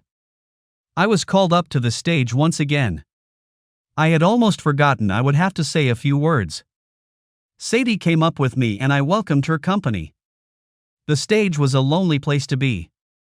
I spoke briefly about the city kitchen, about the people I met and how much the kitchen meant to them. We were one link in a support structure for those who had lost their traditional ones. I spoke of Hauser and how his warped view of life helped me endure the death of my wife. I thought about Hauser as I spoke and I wondered how much he had lost. There had to be a reason he had given up and chosen his strange freedom. I closed, pledging my support and thanking all those in attendance. The applause was warm and everyone stood up. I was uncomfortable with it and glad Sadie was there with me, her hand taking hold of my fidgety one. I felt the leech owed me one after the stunt he pulled. There were things I needed to know. When I came down from the stage, I asked him quietly for help. He said he would try. Now I owed him again. It was 10 o'clock when I finally made it to the 7th floor and collapsed backward onto the bed. It had been a long day and it took its toll. I had promised myself I would consider the future once the banquet was over. Technically, this night wasn't truly over, but I knew I couldn't put the decisions off much longer. I relaxed my muscles, they had been taut all day. I felt the stress leave as I closed my eyes. An image of Sadie formed, and I'll always love Richard. It echoed in my skull. I tried to see Amber, but her image kept getting replaced. I remembered how it felt to hold Sadie. I sang to her. I snapped up to a sitting position, eyes wide, my muscles tense again, loaded with guilt. I was startled by a quiet knock at the door. I shook my head to clear my thoughts and headed to the door. I was about to open it when I heard another knock, but not from the hall door as I had originally thought. It was the door between Sadie's room and mine. My heart pounded hard and my throat thickened. I was hoping I wouldn't see her until morning. Too much was going through my head and I didn't particularly like myself right now. I was crapping all over what Amber and I had built. I opened the door slowly and kind of blocked the entry with my body. Sadie didn't attempt to enter. "Hi," Sadie said kindly. Her hands came together loosely in front of her. It looked defensive in response to me blocking the door. I felt worse. My first impulse was to yell at her, my second was to slam the door closed. Instead, I took a step back and let her in. My problems were not hers. "Hi," I returned. My greeting was more generic. Sadie entered and I closed the door. I should have left it open. With it closed, I felt trapped. I fidgeted until I decided to fold my arms in front of me and lean against the wall. "Guilt?" Sadie asked softly. My arms fell down at her question. I put my hands in my pockets as I tried to come up with some kind of response. I had to look away. Her eyes were too caring. "I'm sorry." It was a shitty response. It was packed full of cop-out. I should have just told her to leave. "I'm not," Sadie said and sat on my bed. She wasn't leaving. I had to look back at her or kick her out. One or the other. I looked back and shame filled me. Amber was incredible. "I can see it in everything you do. The way you care, the way you make my problems your own. She nurtured that in you. I wouldn't have you any other way." "It hurts," I said truthfully. "I'm forgetting what she looks like." "What does that make me?" "Human," Sadie answered. "I see you instead," I said. "It's tearing me up, dishonoring her like that." "You sang for me," Sadie said, nodding. My eyes swelled and I closed them to hold it all in. "It was lovely," she added. "Bob set me up," I said stupidly. Sadie laughed, which made me smile. "You sang to me," Sadie clarified. "Yes," I sighed. Why did it feel like I was insulting her? "Because you love her," Sadie said simply. "You will always love her." "I don't want you to ever stop loving her." Sadie stood and stepped toward me. "I want you to make room for me too." "I already have," I said quietly. "Good," Sadie smiled. "I've made room for you." Her hand softly found the back of my neck and gently pulled my lips down to hers. "I love you, Amber," I thought as Sadie's lips met mine. "I love you, Sadie," I thought as Sadie's tenderness engulfed me. I wrapped my hands around her and pulled her closer and returned the kiss as passion invaded. It was a different passion, Sadie's passion. Separate from what I had felt with Amber. Amber would always have my past. I decided to give Sadie my future. I lifted Sadie into my arms. She was lighter than I had expected. Her giggle tickled my ears. I laid her on the bed and crawled up her body and kissed her again. She tentatively licked my lower lip and our passion grew. Our tongues entwined as we enjoyed each other's desire. I fumbled with the buttons on the front of her blouse, trying desperately not to break away from her soft lips. We ended up laughing as we got all tangled up in each other's clothes. Sadie pushed me off her and stood up smiling, her clothes all askew. I watched as her blouse hit the floor, followed quickly by her flowery blue skirt. She stood before me confidently in white panties and bra. I realized I was staring and started to quickly undress. I threw my shirt over the bed and a bra hit me in the face. Sadie had a sly smile as I took in her perky breasts. They were small and incredibly cute. I tossed her bra after my shirt and raised my hips to remove my pants. Sadie laughed and I glanced down to see my manhood poking proudly through my boxers. Sadie reached over and shut off the light and crawled onto the bed as I lost the boxers. I felt a small tinge of guilt when her naked body folded into mine. I think she felt the tension and she slowed down. "Second thoughts?" Sadie asked compassionately. I think she would have stopped right then and there if I had asked her. "It's just hard," I said, catching my breath. I wanted this and I wanted it to be with Sadie. I needed to move Amber out of the way without losing her. I was hoping it was, Sadie joked as her hand wrapped around my arousal. "That's not what I meant," I said with humor in my voice. Her hand slammed the passion back into me. I groaned a bit. "I know what you meant," Sadie whispered in my ear as she removed her hand. "I'll wait if you want me to." "I'll wait as long as you need." "I don't want to wait," I yes. Ate and kissed her lips. I felt them smile and my heart jumped at her joy. She rose and straddled me. Her hand positioned me between her legs and she lowered herself. My moan matched hers as I entered her. She didn't stop until her but was sitting on my thighs. We fit well together. She leaned forward with me inside her. Her hands cradled my face, my hands caressed her sides. "I loved when you sang to me," Sadie cooed as she moved her hips slowly. "It was so beautiful." I knew then, I wanted to be right where I am now. She kissed me, then placed her forehead on mine, and concentrated on her movements, her breathing increasing. I lowered my hands, finding her little butt and helping her move. The sensations were burning into me, her need forcing mine forward. Unexpectedly, her body went rigid and she breathed a low moan onto my lips. I held her as she collapsed into me, little tremors forcing her legs taut, then loose. I lifted her slightly and rolled her onto her back, while remaining coupled. She gave a sated sigh, and I could feel her smile in the dark. "I'm sorry," Sadie said languorously, "that was kind of greedy."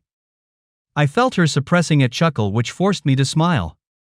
"It was beautiful," I said truthfully, "feeling you let go like that." She laughed lightly, reaching up and stroking my cheek. "It took 9 years." I stroked the side of her cheek as Sadie spoke. I felt a slight wetness there. I felt her hips move, exciting me again. "I won't let you wait that long."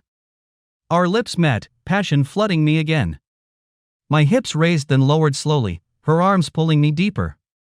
Her moans, as I complied, brought me back to the cusp. Her breathing increased and I felt her tremors building again. I dropped my lips to her shoulder and lost myself in her. My whole body trembled as I gave myself to her, her body responding like mine. For a brief moment, there was nothing but us. It was a heaven I wasn't sure I deserved, but I greedily took. When my mind returned, I rolled onto my side, taking Sadie with me. I ran my hand across her cheek, pushing the sweaty hair I found there behind her ear. I kissed her forehead. "I was contemplating my future before you came in," I said softly. I ran my hand down her arm and entwined my fingers in hers. "What are you planning?" Sadie asked. "I thought I was going to run," I answered. "Now, I could become a nuisance, you know." Sadie's hand ran down my side and stopped on my ass, which she squeezed lightly. "Stay," was all Sadie said. She was the only one who understood. I wasn't going anywhere. I had made room for her. It wasn't fair to make Sadie share, but I was a bit jealous of Richard as well. I was comfortable in her arms. We fit well together. "I plan to," I said, and then smiled. Greed is not necessarily a bad thing. I loved making her laugh. We awoke early the next morning. We played lovingly in the early morning light before the time brought Sadie back to reality. We showered quickly. Well, as quickly as two people who weren't done exploring each other could. The city kitchen needed to be opened, so I tamped down on my passion. We dressed in yesterday's clothes and headed out looking for a cab. Tammy tried to stop us as the front doors opened, but her warning came too late. A small cheer went up, cameras flashed and reporters armed with microphones ran toward us. The leech had been busy. We smiled and waved as we tried desperately to break away. Finally, I stopped and grabbed Sadie's hand. The crowd quieted down. "For 12 years the city kitchen has never missed a day," I said, raising our hands. "Please, we're late." Some of the reporters stepped back, others did not. Police broke through the throng and I couldn't be happier to see them. They led us to an unmarked vehicle and made sure we got out of there. I watched the reporters packing up to follow. No, fame did not sit well with me. There were 2 reporters at the city kitchen. Luckily, the main force was still en route. The cameras and questions were more cordial since they didn't have to fight with anyone. We were cordial in return, and answered some easy questions. A well-dressed man in an expensive long coat was standing by the door as we approached. He was older, but had an air of sophistication that offset it with confidence. "Ms. Milstead," the man bowed his head slightly, "I wonder if I might have a word with you and Mr. Thaxton." I moved forward. I didn't like the way he carried himself. Way too authoritative. "And you are?" Sadie asked from behind me. This was her place and she wreaked the same confidence back at the man. The man smiled contritely. "I would prefer we spoke inside," he nodded to the reporters. "I suspect it would cause a scene neither of us could afford out here." I knew exactly who he was. He wasn't hiding behind lawyers this time.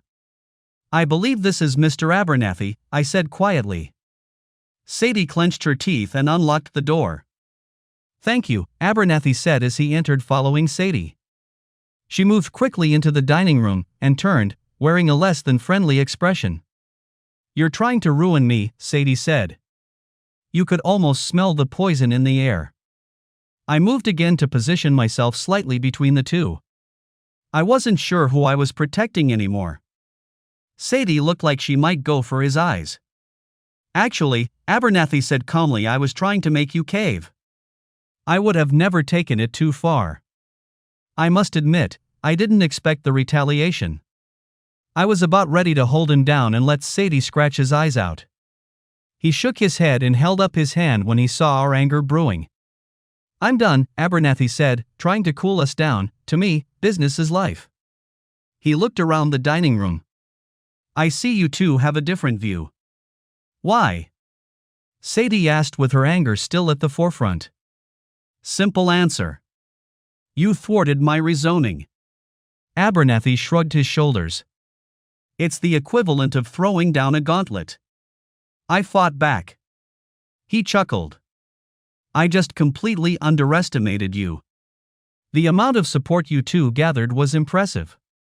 You could have sent your lawyer to concede, I said with disdain. I wasn't sure why he was here. I worried this was just another play. I am here to grovel, Mr. Thaxton. Abernathy was smiling as he spoke. He found the situation humorous. You two have me by the balls. I wouldn't blame you if you decided to finish me off, but I have learned my lesson. I apologize. He bowed to Sadie, whose expression changed to one of bewilderment. We haven't touched you. My confusion was apparent. You've had us jumping through hoops the whole time. Abernathy laughed and had to cover his mouth to squelch it. It's your friends who have been thrusting the knives. Abernathy seemed generally surprised at our ignorance. I have 13 company vehicles in impound lots due to questionable parking violations, and 3 of my larger construction projects have had their permits revoked due to fire hazard concerns. At this rate, I will be out of business by the end of the quarter. I won't even tell you what the mayor's office thinks of me right now. Sadie was trying to hide a smile. Look, I wouldn't blame you if you buried me. Abernathy had lost his smile. I'm rich. I'll survive. I have people who work for me who aren't rich. I would rather not hand out pink slips, not to mention having to tell my wife why. He looked at me. She thinks you're something special.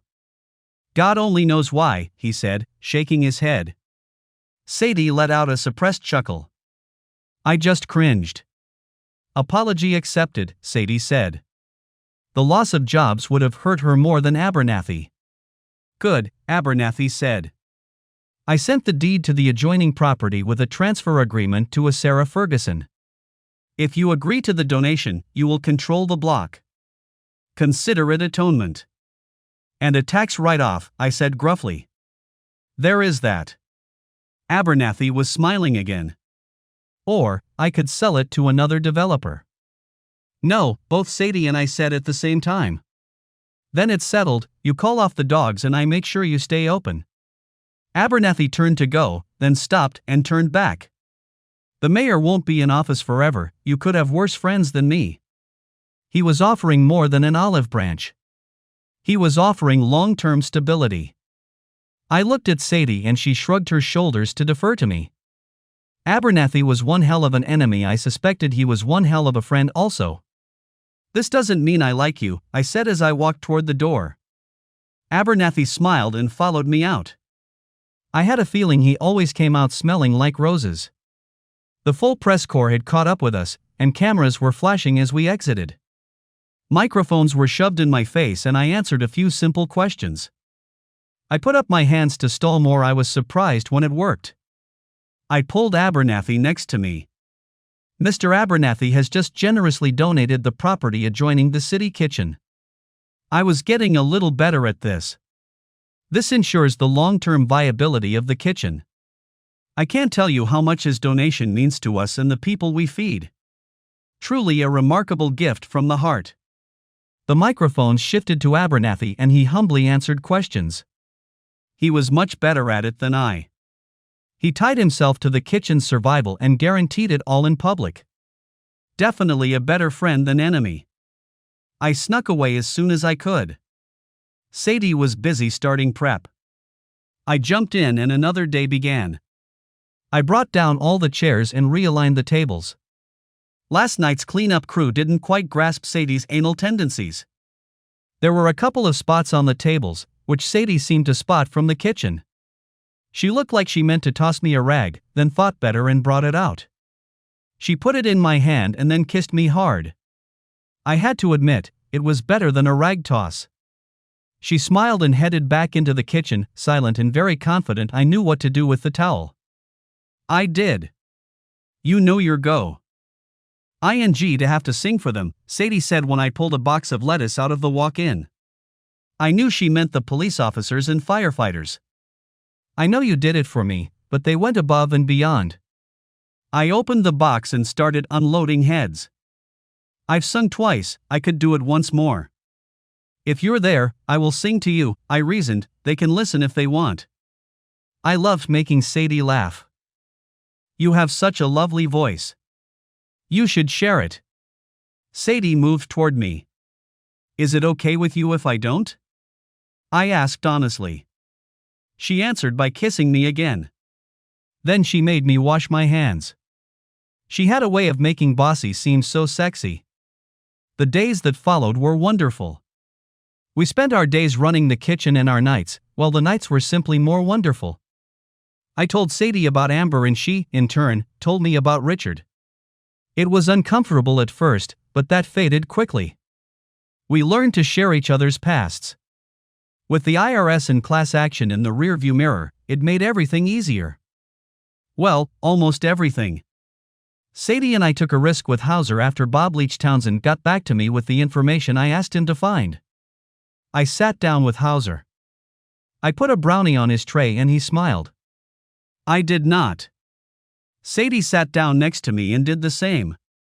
Hauser looked up at our serious faces, and I could see he felt uncomfortable. I found your niece, I said quietly. Hauser lost his smile and his eyes swelled. He almost got up to leave. Sadie covered his hand with hers and held him there. I could see him suffering and wondered if we had chosen wrong. She wants to see you, Sadie said, gripping his hand. I could see the panic in Hauser's eyes. She'll hate me, Hauser stuttered. I couldn't, I have to go. Hauser stood, Sadie held his hand and stood with him.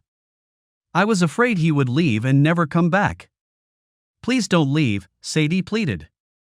I owe you, Hauser, I said while I remained seated. You can't live without helping each other out here.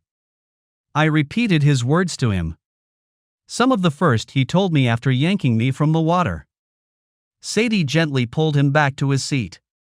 His hands were shaking. You don't understand, Hauser said. I couldn't, I left her. I understood more than he knew, Bob saw to that. His sister died, then he lost his job. His world collapsed in on him. You left me with the Washingtons, a soft voice behind him said. They are a wonderful family. Hauser turned quickly, his eyes meeting his niece's. I'm sorry, I'm so sorry, Hauser cried. Sadie had to let go of his hand. He rose and I thought he was going to run. Natalie Washington smiled at her uncle. Forgiven, Natalie said softly. For what, I don't know, but you're forgiven. She took Hauser's hand in hers. Can you tell me about my mother? Hauser's eyes were tearing and he wiped them on his sleeve. Yes, Hauser choked out. No one else can, Natalie said. You're my only link to her. Can we just sit and talk? Hauser sat, and Sadie and I drifted away. We watched as Natalie and Hauser talked. His smile began to appear as the conversation continued. I wrapped my arm around Sadie and pulled her close. That went better than I expected, I said. Maybe she can talk him into going to a dentist. Sadie smiled up at me. I love that you did that. Sadie's eyes told me she loved more than what I did. It was the middle of dinner, the dining room was full with more hungry coming in. It was not the place, but it was the time.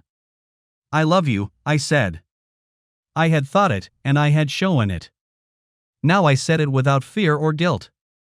Sadie. I love you, David said, with his eyes glued to mine. I knew he did, but it was the words that made my heart explode. I smiled up at him. I love you, too, I repeated to David. The way he shouldered the problems, making them his own. The way he made my pulse quicken by looking at me like he was right then. He was my future. He pulled me close and kissed me. The dining room disappeared and I barely heard the well-meaning jibes flowing from the tables. I loved the strength he didn't know he had. Richard had that type of strength. He made me promise him before he died. A promise I thought I would fail to keep. Not anymore. Richard, I kept my promise. I found love again.